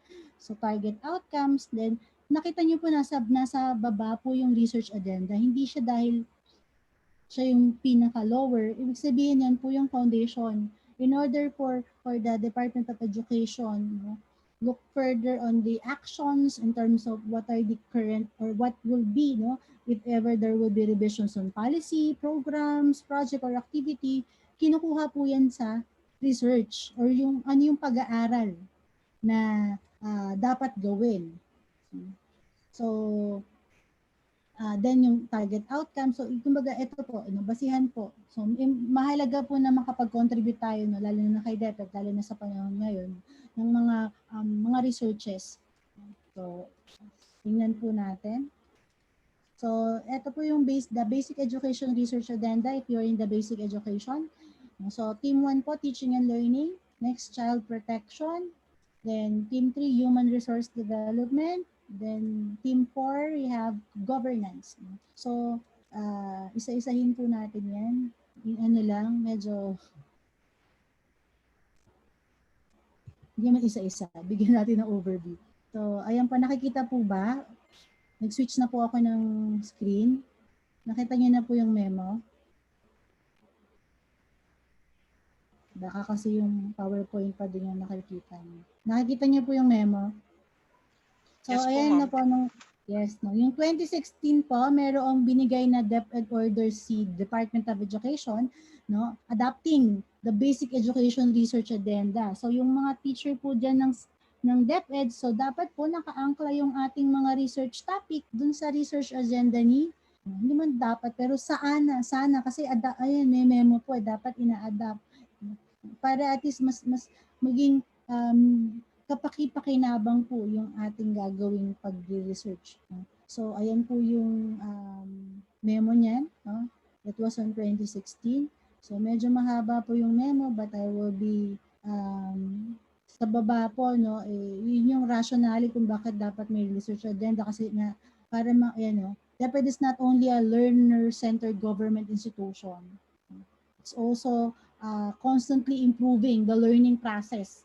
And also, of course, that learning process are improved through the implementation of new education policies and program, or may kailangan bang i-revisit, may kailangan na bang i-codify or pagsamahin, or may kailangan nang tanggalin. So, nakukuha po yan dahil nag-research. So, dumiretso po tayo dun sa team para po makita natin. So, actually, maganda nga itong kay DepEd kasi nakastipulate na pati research question. Hindi naman in toto. Pero sabihin, at least meron ng grasp yung gagawa. No? So, ayan po, yung Team 1, Teaching and Learning. Tingnan niyo po yung niyan. Meron na siyang general research question. Kumbaga sa objective of the study, ayan na. Yung purpose of the study. What factors affect the teacher's delivery on the curriculum. Tapos ayan na po, sinadjust nyo na yung mga topic na pwede nyo gawa ng research. Ma'am, hindi po nakikita yung binabasa nyo, ma'am. Ma'am, hindi po nakikita yung binabasa nyo. Sige po, wait po. Yun yung tinatanong ko kanina kung nakikita pa. Sige. Nag-stop sharing muna uli ako. Ayan. Okay. Ito po, kita na po. Yes, ma'am. Kita na po, ma'am. Yan. So nakita niyo po yan. Again, balikan po natin. Team 1 teaching under DepEd Order po number 30 series of 2016. So, ayan, di ba? Meron na siya agad general objective. Tapos ito po yung mga topic na pwede nating pagtuunan ng pansin pagdating sa pananaliksik o sa pagre-research. Yan, class time, contact time, materials and resources, no? So, ICT. So, these are the topics. No? Diyan na tayo kukuha ng mga title. Isa pa dito, ayan. Another research question, no? Sa akin kasi pag RQ, more of quali yan, no? Pero pwede mo siyang ayan, inclusive education. Paano ba no, sa RA 10533, Section 8, no? Nandun yung clause on inclusivity. So, special education, indigenous people education, yan. In my end, no, that's my currently ongoing dissertation on madrasa. So, no, yung alternative delivery mode right now, that yan yung gusto nating tingnan. No? Patapos na po natapos na ba yung second, third quarter, no? Although ang fourth quarter ni DepEd ay by July pa, pero baka gusto nating gawan ayan ng pag-aaral after the fourth quarter kung ano yung naging best practices ng alternative delivery mode, no, sa panahon ng pandemya. No? Yan. So, ayan po, no? Disaster, child-centered approach, no? Ngayon kasi, di ba, child-centered tayo dahil nga, in terms of yun, child-centered approach and yung parents, no? Mas natuto ngayon, no? Gusto natin, baka pwede tayong kahit qualitative research on ano po yung appreciation ng parent na siya kasi talaga ngayon yung hands-on na nagtuturo sa anak niya kasi nga, si teacher, text lang o kaya by Facebook, di ba? So ngayon, ang pinaka talagang malapit or yung close contact with in terms of education is yung parents. So tingnan natin yung relationship nun between child-centered approach and then the parents being their primary, no, source of education. Of course, kahit may module yan, nakarely pa rin kay parent. Nakikita natin sa FB, no? Parents yung gumagawa. Next, ito pa po yung isang topic. Ayan, tingnan nyo, may research question na siya eh. How is the curriculum able to contribute in achieving learning outcomes? Ayan. In terms of contextualization, hanggang ngayon, in question pa rin yan with DepEd kasi when we talk about contextualization, dapat yung binibigay natin na outcomes-based education, ang output niyan dapat yung nasa community or yung available sa community. Yung tinatawag namin dyan sa contextualization is indigenization. So, halimbawa, kung turo ka ng panitikan, dapat yan, yung ginagamit mong mga selections is yung mismong nasa region nyo. Yun yung contextual. So, tingnan natin yun. Nasusunod ba ni curriculum yun? No? Diba, kung panitikan sa Pampanga, diba? Sa Batangas yan, maganda yung kanilang history. O, yan ba mismo yung mga sulat ba nila o yung mga gawa ba ng kanilang mga local historian? Yun ba yung binibigay sa depth ng teacher? So, dapat po natin yan, magandang tingnan yan in terms of contextualization, ano, ng curriculum. Kasi nakastipulate po din yan sa IRR ng 10533. No? Then next, general research question is on how is the curriculum responsive and relevant? So, ayan po yung mga, so ayan po, this is accessible on the internet. So pwede po natin yan i-access online. No? So ayan po, DepEd Order number 8 series of 2015. So next po na team, yan, assessment on the conduct and the utilizing the Philippine education system. No? Ngayon po, last hindi ko alam kung October yun, pero last July or August, no, 300 pages yung binigay na memo niya ni DepEd on assessment. Nakalagay na dun lahat dahil nga dun sa conduct ng alternative learning mode, which is also either modular, synchronous, or asynchronous. So, ang kapal po niyan. Pwede natin yan bigyan ng kahit case study lang kasi hindi pa naman kaka-implement pa lang. Yan. How effective is the recognition of prior learning? Yan, determining students to special program. Yan, lalo na po yung mga advanced learner natin. No? Sa isang classroom, meron talaga dyan pagbibong bata. So, yan, pwede po natin tingnan yan. No? What factors affect the achievement of learning outcome in terms of, yan, learning resources. Yan, pwede natin tingnan yan. How yung learning resources availability ngayon sa mga tahanan since online, di ba usually talagang phone lang yan, tas yung sa isang phone, nag-share pa yung mga bata. So, paano po na-apektuhan yung learning outcome niyan? At least may minimum essential learning or dun sa MERCS, di ba? So, pwede po natin yan tingnan. And how does achievement of expected learning outcomes vary in terms of practice per region, division, or school? Yan, maganda yung i-identify. Yung sa school topology, lalo na kung anong klaseng school ka. Halimbawa, ikaw agricultural school, or ay trade school, or science, no? Pagaya ng Quezon City Science High School. So, ayan po. Next po, ito isa pang magandang team, yung child protection. Naku, importante yan. May mga nakikita tayo ngayon sa Facebook, no? Nag-Zoom lesson, although alam ko bawal ng Zoom gamitin ngayon sa DepEd. Pero di ba pag kahit Google Classroom pa yan or whatever, Messenger yan, magpipicture si teacher tapos po-post niya sa Facebook niya. Meron pong may guidelines po dyan si Department of Justice. Lalo na kapag bata yan, no? Dapat po alam na magulang at pumayag yan, hindi lang pumayag si bata, no? Na okay lang nag-picture si teacher sa loob ng habang nag-online kasi pinost niya sa Facebook, sabi niya, my day. No? Kung hindi po yan alam ng magulang at hindi pumayag ang mga magulang dahil yan ay below 18, hindi po yan dapat i-post. Kung medyo alam nung magulang na yung specific na guidelines na nirelease ng DOJ, nako, pwede po tayong makasuhan. Madidilensyahan tayo ng mga magulang. I just forgot, pero nandun yan sa Google Classroom po kasi isa yan sa mga binibigay ko sa estudyante ko. No? So, next po, ayan, sa child protection, how can DepEd best address the following child protection concern in terms of bullying, teenage pregnancy, ayan, dahil nga naka-lockdown, ako medyo malulumot tumaas ang ating teenage pregnancy, child abuse, ayan, addiction, media consumption, ayan, di ba po, napakagandang mga topic yan. Next, on human resource development in terms of, syempre, yan yung sa teaching and non-teaching aspect po. So, ayan. How effective is the professional development framework in the delivery of the K-12 curriculum? Ayan. So, ito po yung mga yan, may additional explanation pa si DepEd. So, ang ganda niya in terms of narrowing down the topic, ito na So, mag-focus na po tayo dyan. We just have to contextualize the research topic para mas mag-suit po siya dun sa particular audience na gusto nating mabenepisyuhan ng ating pag-aaral.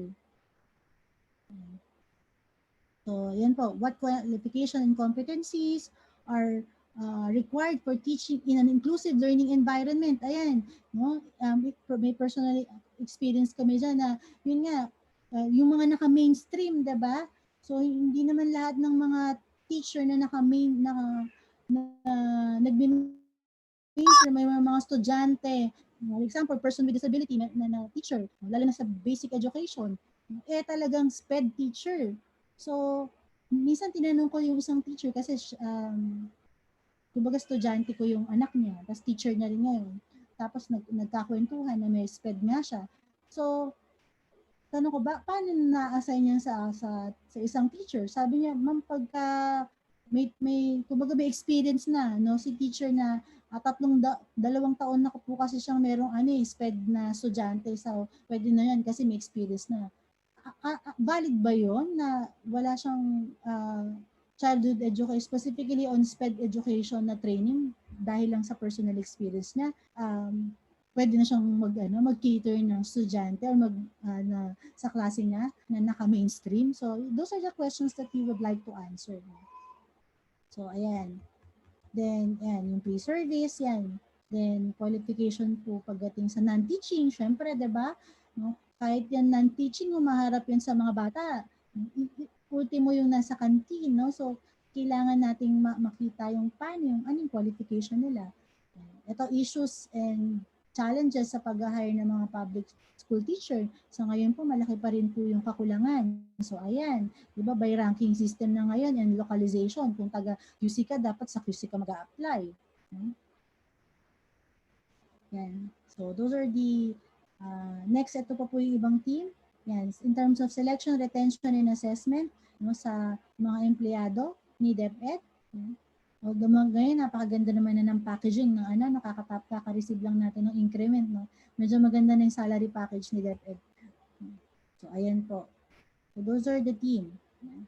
Next po dun sa team sa after the research development, ito, governance. Ayan. So, team 4 po dun sa basic research agenda is the governance. Halimbawa po niyan, topic on the general question on how can DepEd determine the effective and efficient standard for critical education resources for schools, community learning centers, and other delivery unit. Ayan po. So, ito yung mga topics. No?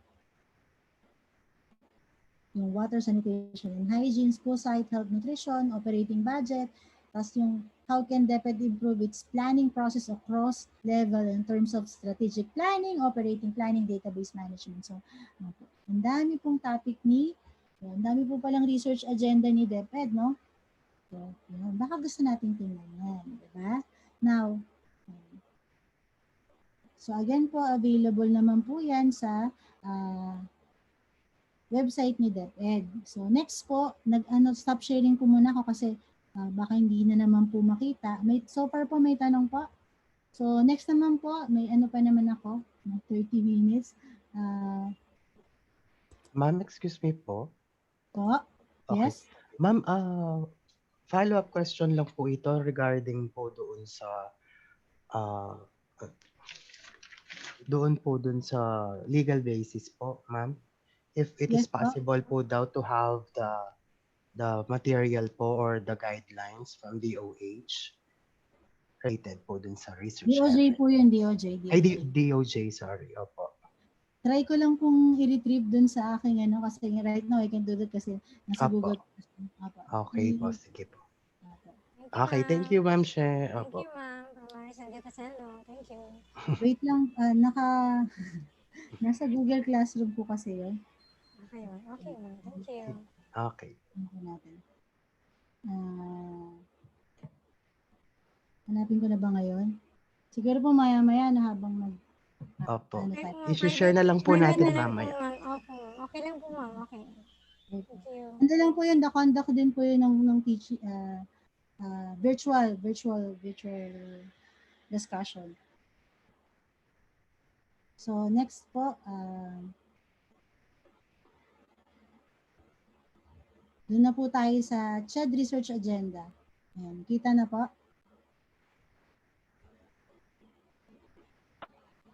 Yes po, ma'am. This one page. Ayan. Ngayon po, yung mga nasa higher education naman. So, syempre, ito sa accreditation, kapag nagpapa-accredit po mga university, pagka dun sa topic ng research, laging tatanong yan sa amin, naka-align ba sa research agenda ng Commission on Higher Education yung mga research topic nyo? So, yun po yung sinasabi natin na, syempre, yan, kagaya niyan, 2019 to 2018, tapos na po, no? So, dapat gumagawa na sila ng bagong research agenda. Pero, syempre, dahil wala pa, ito pa rin yung susundin. So, yan, pwede nating gawin mission ng study ang buong topic na yan na ilan, no? Sa isang halimbawa, sa isang institution, kami halimbawa, sa PUP Quezon City Branch, dyan sa mga research agenda ng CHED, ilan dyan ang nasunod namin, or ilang percent ng research namin ang naka-anchored sa research agenda. Ayan. So, yan po.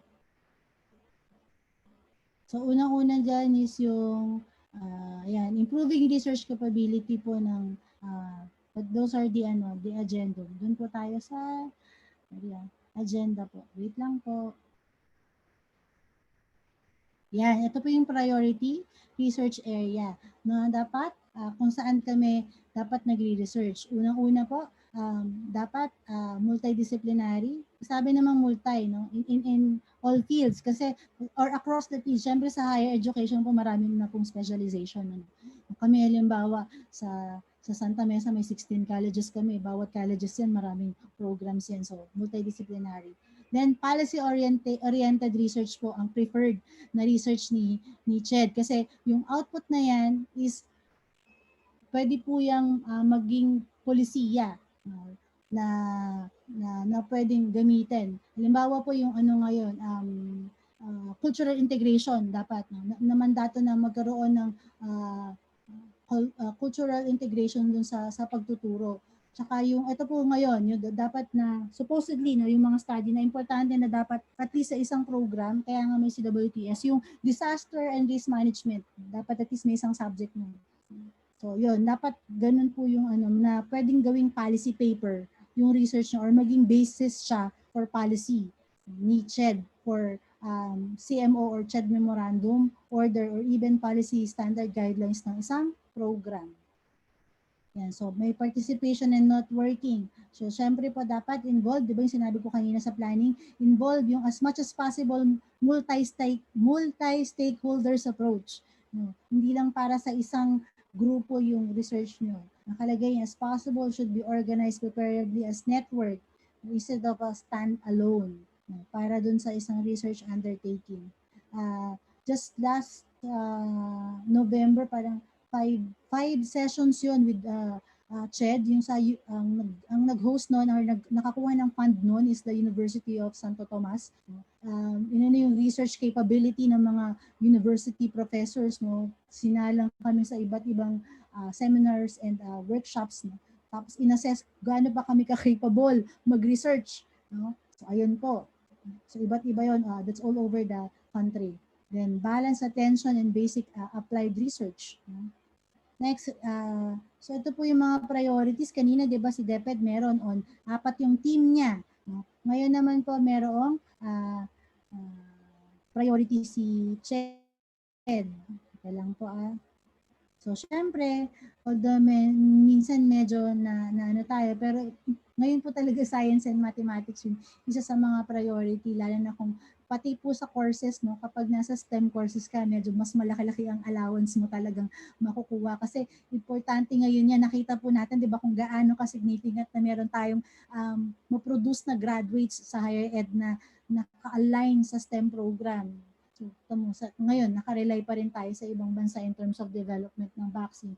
Yung ngayon, yung, di ba, yung nabalitaan nyo sa Facebook, yung taga Mapua, yung nakaiambento nung dun sa pag-absorb ng solar energy kahit po makulimlim, no, na galing siya sa mga scrap ng vegetable. Napakagandang research output po nun. At yun nga, so sana no, na ma-maximize yun or later ma-utilize ng government at hindi niya ibenta sa ibang bansa yun. Ayan po. Education and teacher training. Yan. Isa rin po yan sa mga following disciplines na ini-encourage ni CHED. Then health profession. Yun. So, information and communication technology, yan, engineering, maritime, and architecture. Yan, also dyan din the maritime, pagtaka na magandang gawa ng study yan eh. Imagine mo archipelagic yung archipelago tayo. 7,000, more than 7,100 islands, diba? 77, I forgot it.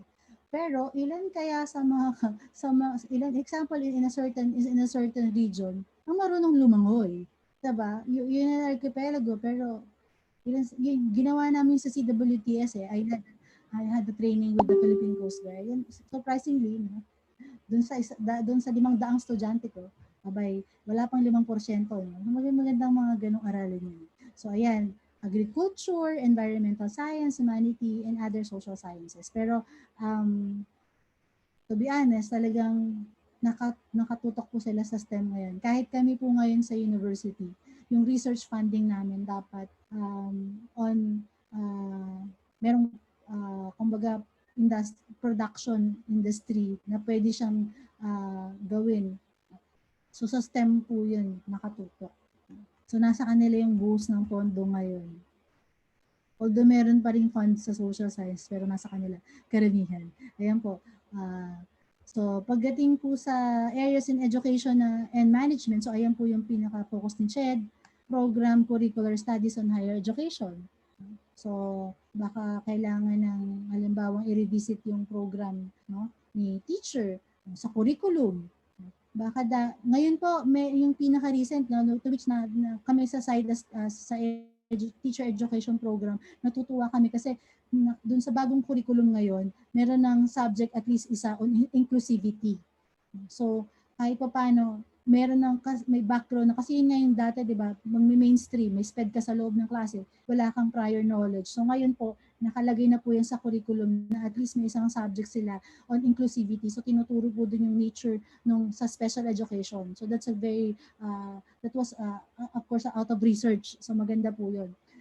So yan, policy-oriented studies, yan nga po yung mga topic. Research quality and standard in the context. So in terms of quality assurance system. So ngayon ang mga universities meron na tinatawag na quality and assurance office para tingnan po yung system, hindi po yung pagtutubat yung buong sistema ng school in terms of services sa estudyante, services sa empleyado, at sa iba't ibang klaseng stakeholders. So ayan, pwede pong gawa ng research yan. Next po, ayan.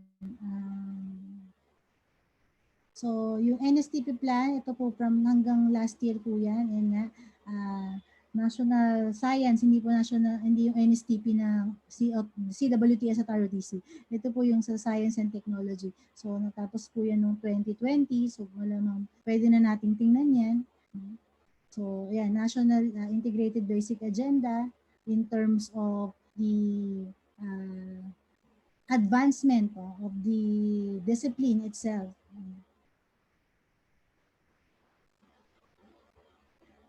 So, ito po yung mga priority themes para sa multi-sectoral food safety and security. Enhancing indigenous renewable energy source in the domestic energy mix. No? Development of vaccine. You see, that was dati pa yan na ni Ched, pero yan, nakita niyo, kasama na yun sa trust niya. Development of vaccine and diagnostic kits using indigenous material. We talk about indigenous material, kung ano lang yung meron sa community or in the Philippines. Last year po, nung kumbaga, hindi kasagsagan po ng pandemic, si PUP po naka-invento yung mga estudyante namin in Chem, naka-invento sila ng ethanol alcohol, nagamit po yung indigenous material. But I don't know the specific, pero yun po, specific details on it. Ngayon po, pinandahan siya ng DOST. Sino kaya yung naglalaro sino ba yung naglalaro ng desktop? May ano po. Baka kapatid niyo po yung nagdo-drawing sa ating monitor. Ayan. Also, disaster risk management. So, ngayon po dapat, may batas na po na dapat each of the agency or isang opisina, may safety officer po. Lalo na ngayon na mas yung mga natural disaster palala, no? Mas hanggang, imagine may signal number 4, 5 na ngayon sa ibang bansa. So, mas palakas na ng palakas yung bagyo. And last year, di ba, nagsunod-sunod yung disaster. So, yan, maganda pong aralin niya na, kaya nga, di ba, meron tayong earthquake drill, pero ganun naging ka-effective yan no, sa isang institution. So, pwede po natin yan tingnan. Right now, sa senior high school, ang may curriculum lang po, rather ang may subject lang ng disaster preparedness is yung nasa GAS, General Strand, diba? General Academic Strand. Pero po yung nasa STEM, nasa UMS, ABM, wala po silang ganyang subject. Bakit? So pwede po nating aralin yan kasi baka magandang i-suggest, dapat lahat meron. Kasi nga, no, kumbaga sa computer, no, basic na dapat na marunong kang, you know how to react in terms of disaster. No? Kahit yung simpleng management lang, may biglang hinimatay dyan sa ano mo, kailangan mo ng CPR. Dapat at least, no, part kasi ng disaster risk management, dapat kaya mo gawin yon. O kaya yung sa sunog, di ba? At least basically alam mo kung anong gagawin. So, dapat po naka-embed na talaga yan sa curriculum. No? Kung sa basic education naman, dapat yearly po, no? May safety officers training. So, yun po. Next, pollution control. Climate change, specifically the issue of global warming. Yan. Future ASEAN. Peace process, conflict resolution. Ayan po, no? When we talk about peace process and conflict resolution, it is not just about armed struggle. No? Hindi lang yan usapin ng CCP-NPA, hindi lang yan usapin ng Abu Sayyaf or ng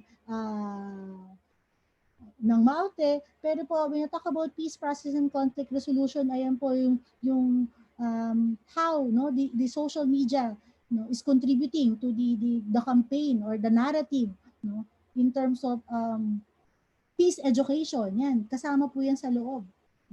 Yan po yung mga magandang gawa ng study.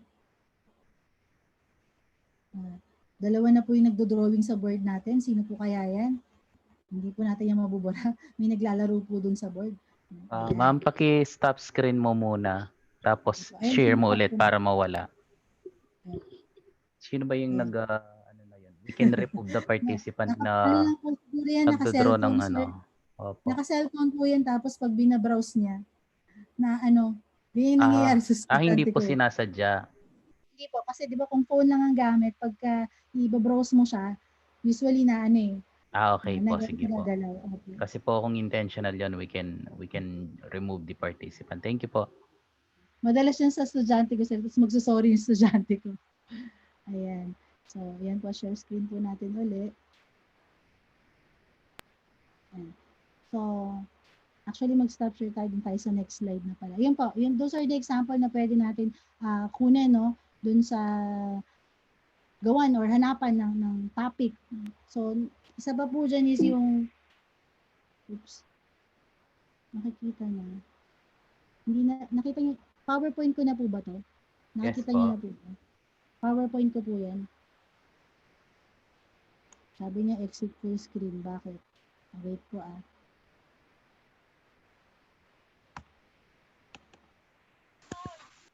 Naghang ako. Stop share po muna ako. Titingnan ko lang po yung nagalaw ata talaga.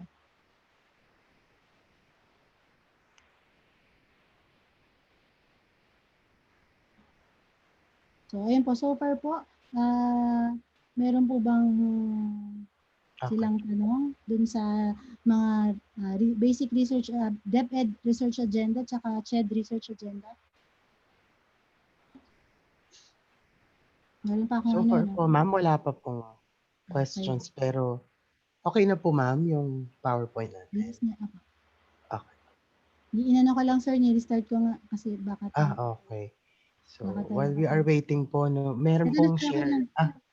Meron pong sharing dito sa ating chat Sige po. box from Ma'am Maricel. Sabi po niya, with regards to research fund, no, the DepEd Order number 16 series of 2017 articulates the birth grants. DepEd teachers may avail of this just in case there are those who are interested. You may ask your SDO. Sabi, I was a grantee twice for action research and now for basic research. Ayan, so yung mga gusto pong magkaroon ng funding, okay, you can refer to that DepEd order para po matulungan kayo in terms of research funding. Thank you po, Ma'am Maricel. Sir Dave, actually po yung birth funding na yan, yung Basic Education Research Fund sa DepEd, it is now called as the PPRD funds, yung the Policy Planning and Research Fund, formerly known as birth. Iyan po ay nakukuha ng usually po ng mga guro na nagko-conduct ng mga either action research or basic research. Siyempre, ang research ay dapat ma-approve muna sa division, at kapag approve na sa division, halimbawa at the division level, 20 ang naprobahan ng division level, iakyat ngayon yan sa regional level kasi ang PPRD ay nasa region. So the region now will decide alin sa 20 na yon ang kasi ang region, it involves different schools division offices. Halimbawa, dito sa Region 3, 20 ang schools division offices. So just imagine kung gaano karami ang napoproduce ng division, pagdating sa region ay ititrim nila yon. So the final say para makapagpa-approve ka ng PPRD fund or PPR fund, formerly known as BERF funding. It will be the regional office. Meron pang form yan eh. Pag ginawa mo kasi yung proposal mo, the intro, the method, the references, meron pang mga documentary requirements na naka-attach yan. Kasama doon yung funds, kung magkano yung gagastusin mo. Pero yun nga, wag din masyadong mag-expect ng mataas kasi kahit gaano pa kalaki yung pinlano mong budget, magdedepende yan sa budget na mayroon ng regional office plus gaano karami yung mga approved researches kasi usually na-divide lang. Just like in our case, kung hindi ko parang we had the proposal na 30,000. Pero yun nga, maganda mag-propose ka based sa computation mo, ito yung magagastos mo kung gagawin mo yung research. Pero pag lumabas yan, yun nga, makikita mo talaga kung but somehow nakakatulong. Compared sa higher education na talagang we're talking of 100,000 funding nila lalo na kapag nakapagpa-publish sila. Sa atin sa departamento sa DepEd medyo mababa yung pagpopondo ng PPRD or formerly known as BERF. Pero pwede na rin lalo na kung libangan mo lang talaga, gusto mo talagang mag-research, kumbaga bonus na lang yung funding. Although alam naman natin, marami din ang nagre-research to be able to receive certain funds din. So yun lang po. Thank you po. Okay po. So po, totoo po yan. Oh. Medyo malaki-laki yung fund na meron sa higher education. Kahit po sa kanya-kanyang institution. Ako, in instance ngayon, meron akong at least 156,000 na research fund. Hinihintay lang yun nga lang, medyo matagal po talaga yung release ng pera dahil parang January 2020 pa na-approve yun. Hanggang ngayon, wala pa rin yung pera, pero nandun na lahat ng paper. No? So, pero yun nga po, kaya, minsan, importante rin po kasi na yun nga, na of course, kung mag-research tayo, maganda yung meron ding nakaakibat na fund kasi baka mas may wide, of course, mas wider po yung ating pwedeng gawing research. Ayun po. So, Actually po kasi ayun po. yung funding na yan, Ma'am Sheryl, at ang totoo po niyan ay nakaka-encourage po talaga yan. Siyempre sabi ko nga, nagre-research tayo, the intention is to help the society. Nagre-research tayo para makatulong sa lipunan, sa classroom kung classroom teacher ka, or sa management kung nasa admin functions ka. Yun talaga yung main purpose. Kumbaga secondary na lang ang funding. Pero sa ayaw at sa gusto natin ang funding po talaga ay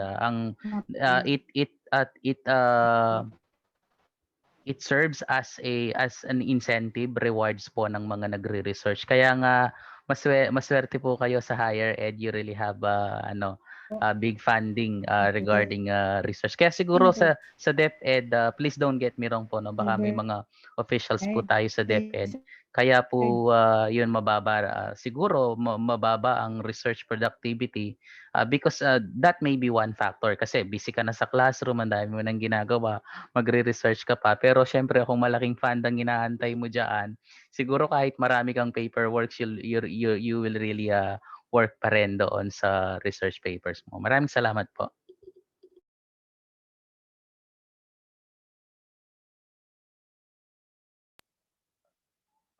Thank you, Doc Richard. Ma'am She? Yes, Ma'am She. Naputol ako, sir. Ay, ayan po. Okay na po, ma'am. Naputol Balik po na ako. po kayo. Opo. So I'm just using kasi prepaid lang kaya wala kasing kable sa bundok. Anyway, maiksi na lang naman po yung so, share po uli natin. Okay po. So, next na po natin is, ito na po. Actually, I'm almost on my last slide. So, hindi ko na po siya. So, sabi natin, no, when choosing a research topic, it's okay if you don't know a lot about your topic. Minsan kasi, yun yung lagi isang naririnig ko dun sa ibang mga teachers na, bakit mo i-research yan? Hindi mo naman yan anong authority mo to research dyan? Ba, yung mga bata gustong i-research on drug addiction or yung juvenile mga juvenile offenders, no? Sabihin, oh, hindi ka naman police. Paano? So, sabi natin, it's okay if you don't know a lot about the topic. Kaya ka nga po magre-research to learn more about it. No? But syempre, of course, again, we have to consider, balik ulit tayo dun sa planning, kaya po ba ng resources natin, ng oras natin. No? Pero each, also sinabi ko kanina, every topic has an audience. No? Wag po tayong madelimit na ang lahat. Ngayon, kung titingnan nyo, lahat ng research puro COVID. So, tingnan po natin yung post. No? Wag tayong madelimit dun sa, dahil kailangan current. Meron po tayong audience. Lalo na ngayon dahil may internet na, you can, if you do not have any plan of publishing it in a particular journal, at least po, you can publish it in preprint community kagaya ng ResearchGate. Marami po at meron pong babasa ng research nyo. And then, magme-message na lang sa inyo, asking questions or thanking you na natuto sila dun sa ginawa nyong research. So, yun po yung maganda na nakakatulong po tayo dahil dun sa ginawa nating pagbabasa. Ayan po. So, questions po? Ayan, may question po ba tayo? Ayan, nakamute po pala ako. So we have here po, Ma'am She, a question from Sir Saturino. What po ang maganda na i-research po when it comes to language study, most especially this pandemic? Ano po yung sa language study dahil unang hindi ka makakalabas. Ano? In terms of language, bakit hindi po tayo gumawa ng tawag doon sa Tagalog, collection, no? Ano po bang dialect, ano ba yung gusto nyo? Collection ng mga ginagamit pong terms or terminology ngayon sa social media discussions, no? Pwede po nating ano yan. Baka makagawa ka ng sariling dictionary mo. Yung mga bata ngayon pag nag-uusap sa chat, medyo complicated ang kanilang mga terminolohiya. Napaka-exit tapos tatanong mo anong ibig sabihin nun. So yun po, pwede po nating aralin yun. Kaya kung medyo mas gusto mong technical, no, in terms of, although hindi po ako English teacher, no, but based on experiences on lagyan natin ng categorization yung mga language or yung mga selection of terminologies na ginagamit natin per gawin na lang natin basic education, no? Pag grade 1 to grade 3, ito po lang yung mga choice of languages na dapat nating gamitin, no? Tapos pagka medyo mataas-taas, pwede po yun, pwede pong ganun. Yeah, pwede yun, ma'am. Pwede rin siguro i-consider ni Sir Saturnino yung instructional approaches.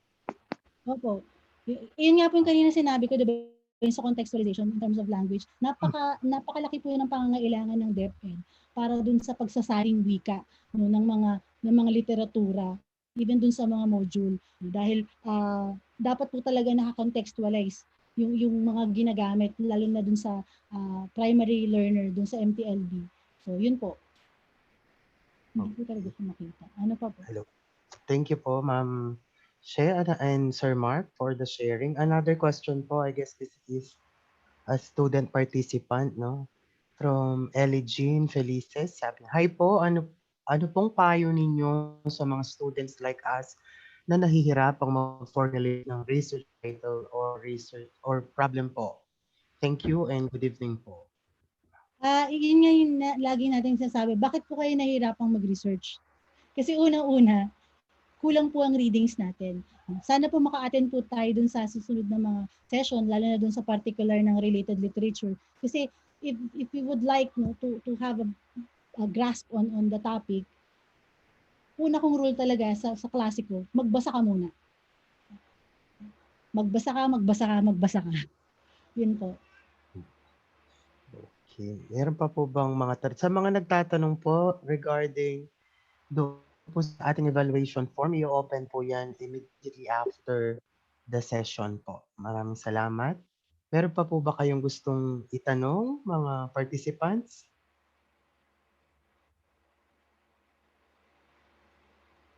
Ito po. So, dun sana, Pero another question, Ma'am She? from Sir Saturnino, sabi, need po ba research gap in every study po? The research gap actually is done in the related literature. May matrix po kasi yan eh. Ito yung study, ito yung objective or ito yung topic ng study, ito yung uh, hypothesis niya, ito yung findings and recommendation niya. Pag pinagsama-sama po yan sa isang matrix, doon mo po ilalagay ano yung gap, ano yung mga hindi na study nung research topic or nung isang research. So, from identification of gap, pwede ka pong kumuha doon ng topic mo. Kasi tandaan natin sa research, hindi na po pwede yung i-research mo yung bagay na meron ng uh, resulta. Kumbaga, meron na pong tawag dyan, general, may theory na or meron na accepted na teorya na para na nagagamit or pwede nang gamitin pang kalahatan. Kumbaga yung repetition, pwede po natin siyang i-contextualize o i-delimit sa area natin, pero po hindi na po siya pwedeng ulit-ulitin pa. So yun po yung gap. Doon po maganda po tingnan yan sa related literature. Yun nga po yung magbabasa ka muna tapos makikita mo, ito yung hindi niya natakel. So ito yung gap. Baka pwedeng dito ako magsimulang mag-research. Tama po yun. I agree with Ma'am Maricel. Nagkakaroon tayo ng research gap after the readings, mga literature review. Kumbaga, bago tayo nagkakaroon ng research gap, nakapagbasa muna tayo ng mga theories or related literature. Ang tawag sa amin dyan, blank spot and blind spot. Sa akin po, pinapagawa ko ng matrix muna yung estudyante ko. Kasi para at least yes, makita. Yes, ma'am. Tama yun. Para makita din sa mga different profiles. Doon ko rin sila tinatanong. Kasi habang nagtatanungan kami, tsaka lang nila maintindihan or maisip na, ay oo nga, mas maganda to. Kapag nakita mo yung gap na yun, mas matutuunan mo po yung pinakagusto mong topic. Sir Dave, may I add to that dun sa Yes, sir. tanong ni sino kasi nagtatanong? Mr. Saturnino Anton, need po ba ang research gap in every study? Wala pong ibang sagot doon kung hindi yes. Kailangan ng research gap. Kasi kung walang research gap, bakit ka pa magre-research? Kung lahat ay na-research na, kung lahat ay nagawa na ng ibang tao, then walang halaga na magko-conduct ka pa ng research. Di po ba? We are conducting research because we would like to answer particular inquiries. We are conducting research because we would like to have answers to particular questions. Ang ano po ba ang research gap? Lalo na po sa mga estudyante natin kasi ang mga audience po natin dito hindi lang mga professionals, meron po tayo mga bata dito, mga senior high school, mga college students po. Ang ibig sabihin ng research gap, kaya 'di ba pag sinabing gap, merong espasyo na na mayroong gap na hindi pa na-fill in. Therefore, sa research, kaya nga mahalaga na tingnan mo yung mga literature. Halimbawa, pinabasa ka ng 50 related literature and studies. Sa kabila ng, syempre lahat ng, ang topic mo, parating merong related literature and studies yan. Pero related lang, hindi identical. Ibig sabihin ng related, may pagkakatulad kasi hindi pwedeng lumitaw na kamukhang kamukha na ng study mo. Kasi kung ang ginagawa mo ay kamukhang kamukha na ng study ng iba, then wala tayong research gap na pinag-uusapan. Para malaman mo na mayroong research gap, makikita mo doon yung ano ba yung sa dinami-dami na ng mga research, ng mga related literature and studies na nabasa mo, na of course, quote-unquote, related sa study na ginagawa mo, ano ngayon ang kaibahan ng sayo? Ano yung nagawa nila na sa tingin mo ay hindi mo na dapat gawin? At ano yung mga bagay na hindi pa nila nagagawa na doon ka papasok? Yun yung pupunan mo, yun yung tinatawag nilang gap. Therefore, sa anumang study, kailangan ba ang research gap? There is no other answer to that but yes.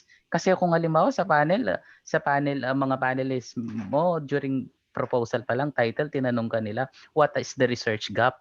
Hindi mo na masagot yon, then huwag ka nang mag-research, tumigil ka na. Kasi kung walang research gap to begin with, in the first place, then tumigil ka na kasi kaya tayo nagre-research because we would like to fill in a particular gap in our research. Thank you po, Sir Dave. Agree po ako dyan, sir, 101%. And thank you for the sharing, Ma'am She, Sir Bart, and Sir Richard. Ayan, we have another question po from Sir Randolph, actually, sinend lang po ito ni Miss Monyen Mendoza sa kanya. Sabi po niya, pwede po bang gamitin ang descriptive research in science research? Ano po? She, Paulit pwede po. po pwede po bang gamitin ang descriptive research in science research? Oo naman po. When you talk about descriptive research, you're narrating a certain phenomenon. No? Parang kwento. So wala lalo na po pag qualitative. Descriptive of course can be quanti and quali, pero kung gusto mong qualitative, you're just simply narrating what's the phenomenon all about. Pwede po. Okay. Thank Sir you po. Dave, may I add to that ulit? Pasensya na. Okay. Yung mga STEM students halimbawa, example lang po no, sa senior high school, sa case ng mga senior high school, pag nasa STEM students sila, ang sasabihin ng mga guro nila, dahil STEM students sila, mga experimental research ang gagawin nila. Kaya hindi sila pwedeng gumamit ng ibang other research designs like yung example natin is descriptive research. I don't agree with that. Tama po. Bakit? Kasi para malaman mo kung anong research design or anong research method ang gagamitin mo, that will depend upon the nature of the study. Kung hinihingi halimbawa ng nature ng study, ng mga tanong mo, para masagot mo ang mga tanong mo, ang kailangan mo ay descriptive research, ipipilit mo ba na dahil STEM student siya, mag-experimental research siya? Mali naman yon. Kung hinihingi ng nature ng study na descriptive research dapat ang gamitin ng bata, o kaya ng estudyante, then wala tayong magagawa because it is the nature of the study that dictates kung anong research method ang gagamitin natin. Hindi pwede yung sasabihin mo na, oh, STEM ka, dapat experimental research ka lang. O dapat ganitong estudyante ka, dapat quantitative ka lang. Mali po yun. Hindi mo ididikta sa estudyante o kung kanino mang researcher kung anong method ang gagamitin niya. Ang tanging makakapagdikta lang kung anong method ang dapat nating gamitin ay yung kung anong uri ng mga tanong ang gusto nating sagutin. It is the nature of the study that dictates the method. Hindi yung komportable ako sa quantitative, so dapat mag-isip ako ng study na quantitative. Komportable ako sa quali, dapat quali. Hindi po siya ganon. Ano ba ang study mo? Ano ba ang tanong? At ano ba ang paraan na gagamitin mo para masagot mo yung tanong? Kahit paborito mo ang quanti, kung ang tanong mo ay masasagot ng quali, then dapat mag-quali ka. So, yun po. Thank you po. Tama po. It boils down to the May I research also question. add, sir? I agree with Statement of that, sir. Richard, 110%. Yes po. Thank you po. So again, sir, it Remark?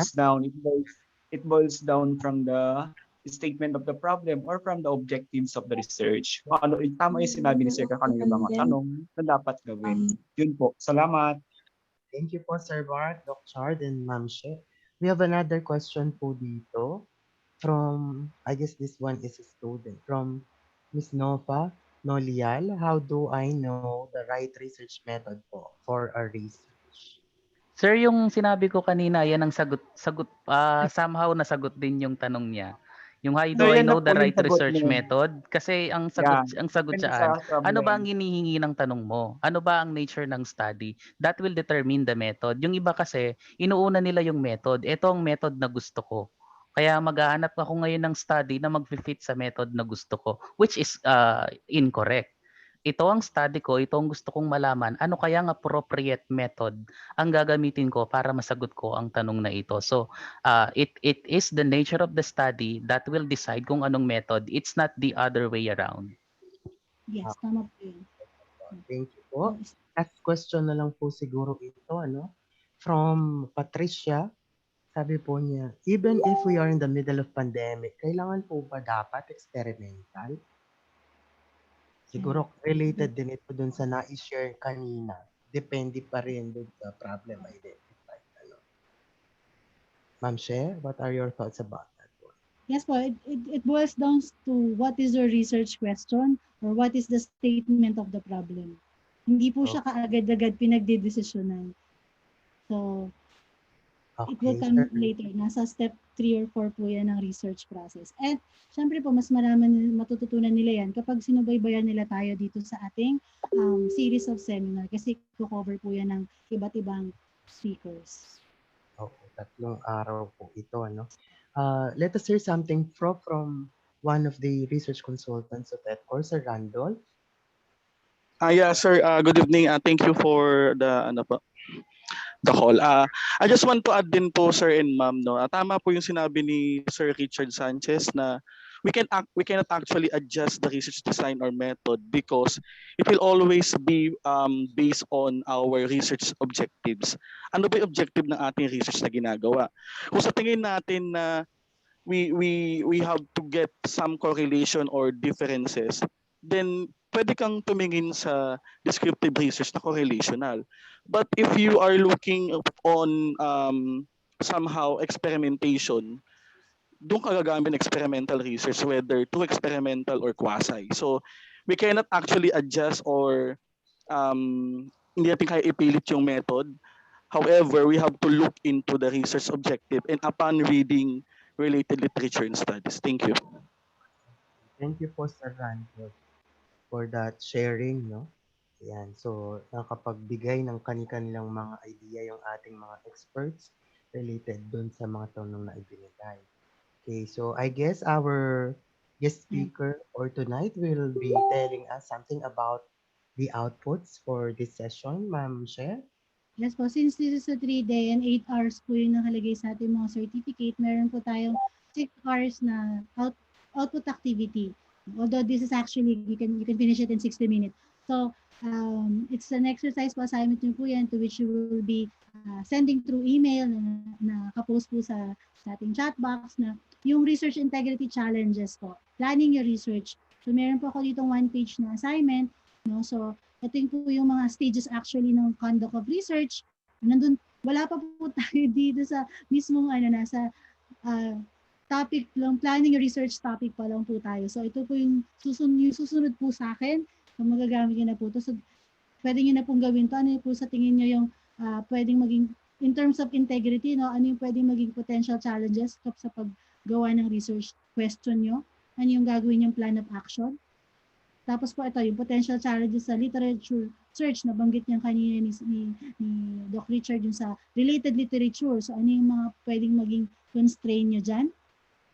Kagaya example, halimbawa ng pag mga journal talaga, na scholarly journal, usually may subscription yan. No? So ano yung plan of action nyo doon? Pero ngayon marami na rin open access. Data collection, ano po yung potential challenges natin? Ngayong restricted pa ang paglabas-labas. So ano po pwedeng gawin? Paano po yung data recording? Ikaw lang ba mag-isa yan? Medyo marami-rami yan. Then paano po yan? Yung kanina, di ba, yung nababanggit nyo, ano yung methodology? How will you analyze the data? So then, yung in terms of communication and publication, ang ibig sabihin po niyan, paano nyo po i-disseminate ang inyong research? Ano pong gagawin yung action plan? So, ano lang po yan. Part po ng planning yan na exercise. Yun po. So, naka-post naman po sa chat natin kung ano po, o kung saang email niyo po yan isi-send.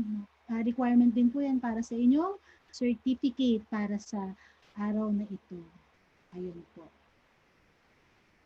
Okay. So, ipopost po natin, Ma'am Cher, dito sa ating chat box ngayon. Isi-send ko. Isi-send ko po ngayon. Ito po ay sa chat box po. Yung isi-send ko po yung file ngayon. Okay po.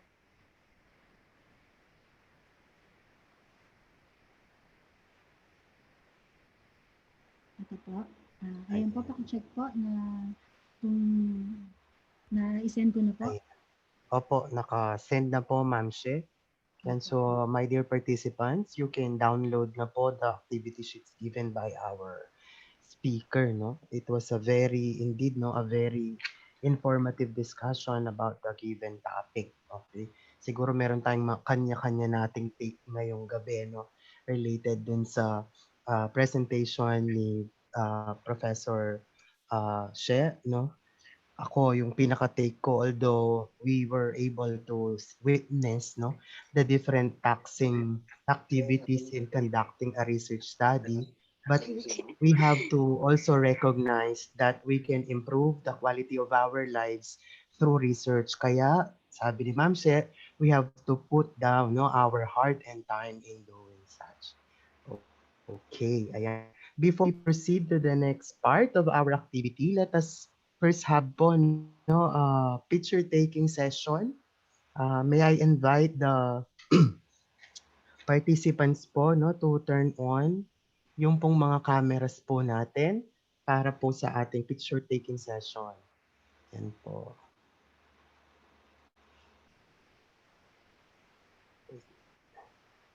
Once again po, yung file nasa chat box po natin, no? Sa ating, dito po, sa Zoom meeting po natin. Okay, napakadami nating participants tonight, my dear. So, ilang beses kong sleeping to ito. I'm trying really to look onto dun sa DOJ na memorandum, yung copy ko sa phone. I found it in my phone. It's division memorandum from Okay the po. Department of Justice. Pero naglo-load kasi nga dahil tayo. Nasa 0816 Apo, 2020. Ayan, ito. Matagal yung loading. It's a division memorandum 185 series of 220. Issuance of the Department of Justice of Public Advisory on the conduct of online class using video conferencing services.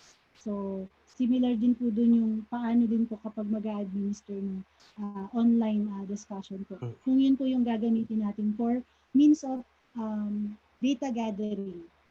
Okay. Ma'am She, pwede pong pakiulit yung order number? Medyo nawala po ako. Mali. Nasa phone ko mali ito. Opo. Ito po.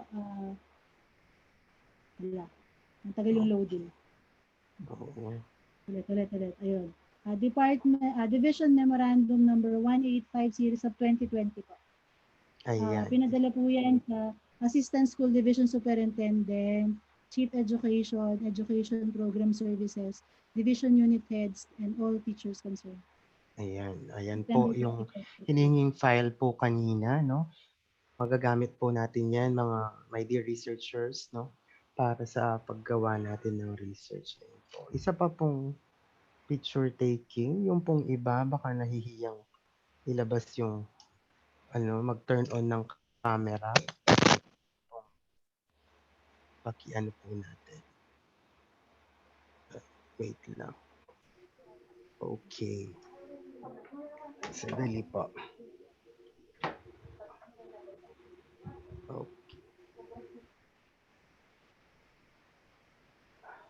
1, 2, 3. Okay, doon naman po tayo sa kabila. Medyo marami po tayo ngayon, no? We have 97, no? Researchers in this platform this present time. Okay. Okay po. Ayan. Okay po. Ayan. So before we proceed po, no, with the awarding of certificates, let me share po my slides, no, just to inform the participants, no, tungkol po dun sa mga upcoming events po ng ating organization. Sir, while you are sharing that, para sa mga Yes po. kasamahan po natin na pasensya na po kayo, ito kasing 100 limit ang nagamit natin ngayon. Pero sa susunod po, we'll be using po yung sa kasama natin na nasa 300 plus siya para mas marami-rami yung ma-accommodate natin. Anyway po, lahat naman po ng lecture ng ETCOR Educational Research Center, ito po ay naka-upload sa ating YouTube channel. Punta lang po kayo sa YouTube, i-type nyo po yung ETCOR. At lilitaw po lahat ng mga lectures na ginawa po ng ETCOR simula nung magsimula po ito. At hindi po kayo mauubusan ng panonoorin doon. Pati po itong ngayon, magbibilang lamang po kayo ng mga, I think after 1 hour, 2 hours, uploaded na po itong ginagawa natin. Kasi we would like to reach nga, we would like to help a lot of people, mga estudyante, professionals in terms of research writing. So, doon lang po, makikita niyo po doon. Doc Chard, Yes may po. nagre-request po ng PowerPoint. Kayo po, ma'am. Ko na lang. Opo. Hindi nagre-request po. Hindi niyo po kasi siya ma-access kasi po naka-SharePoint po siya sa account namin sa PUP. So, i-download ko na lang. Sige po, ma'am. Kung sakali pong i-forward sa akin and then ibibigay na lang po natin sa nagre-request. Thank you po. Sir Dave, back to you. Okay. Opo, ayan. Naka-share na po yung aking screen. Yes po, yes. Ayun po, medyo naghahang po ang aking okay. Wait po. Ayan. So, we would like to invite you. Wait lang po.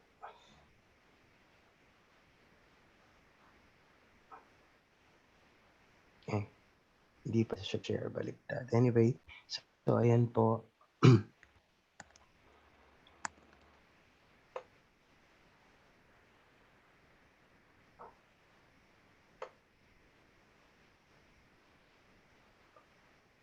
Okay, so this is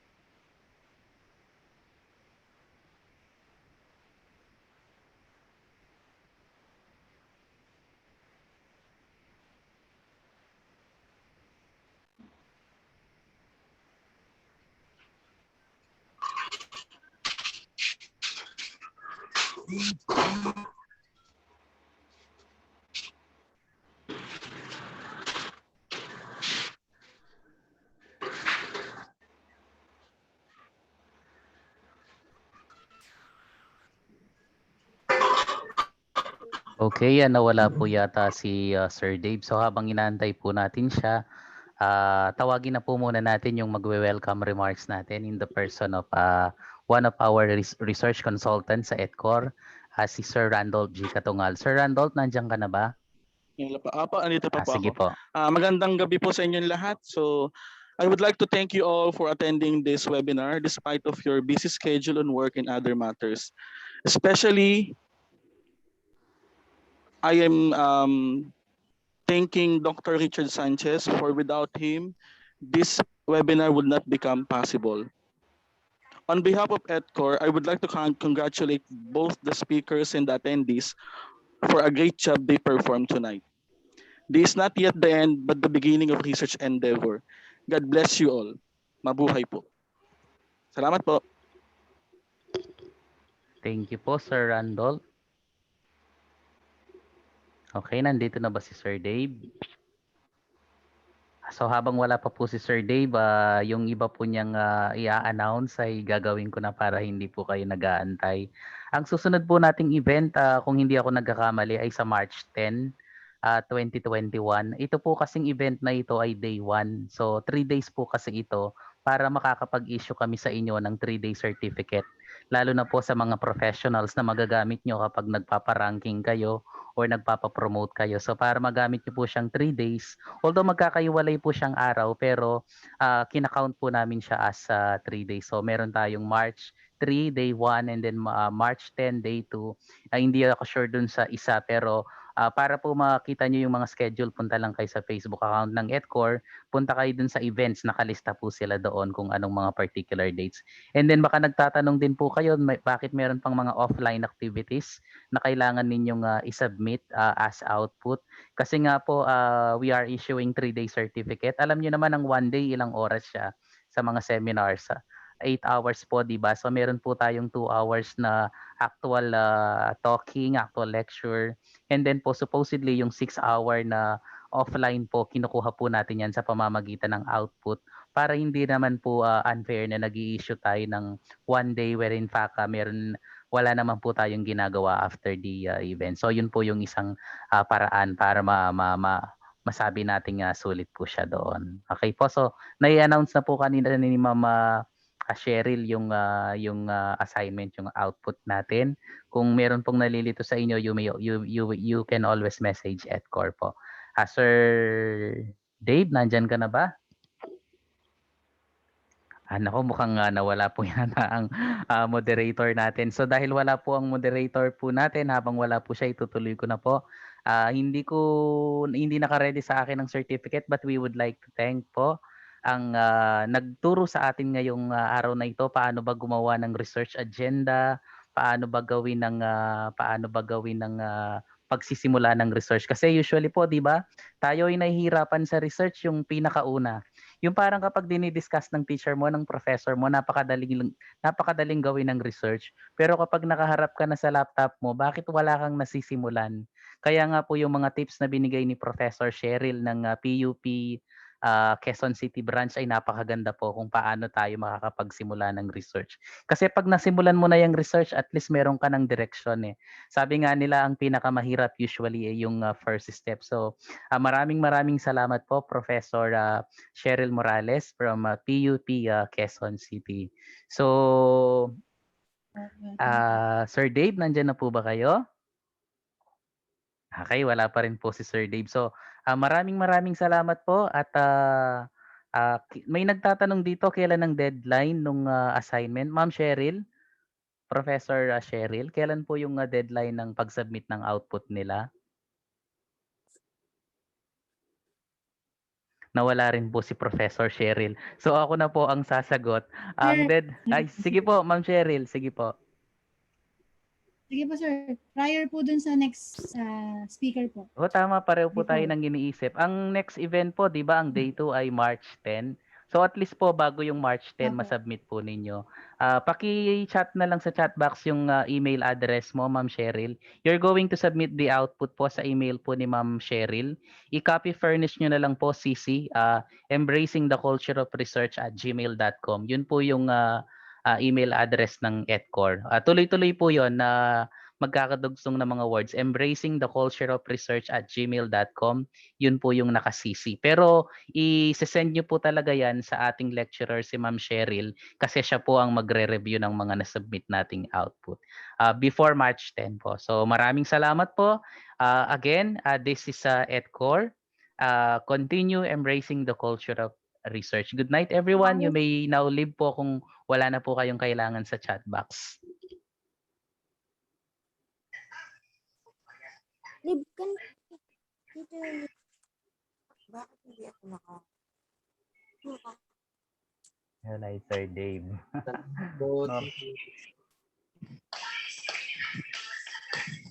Parang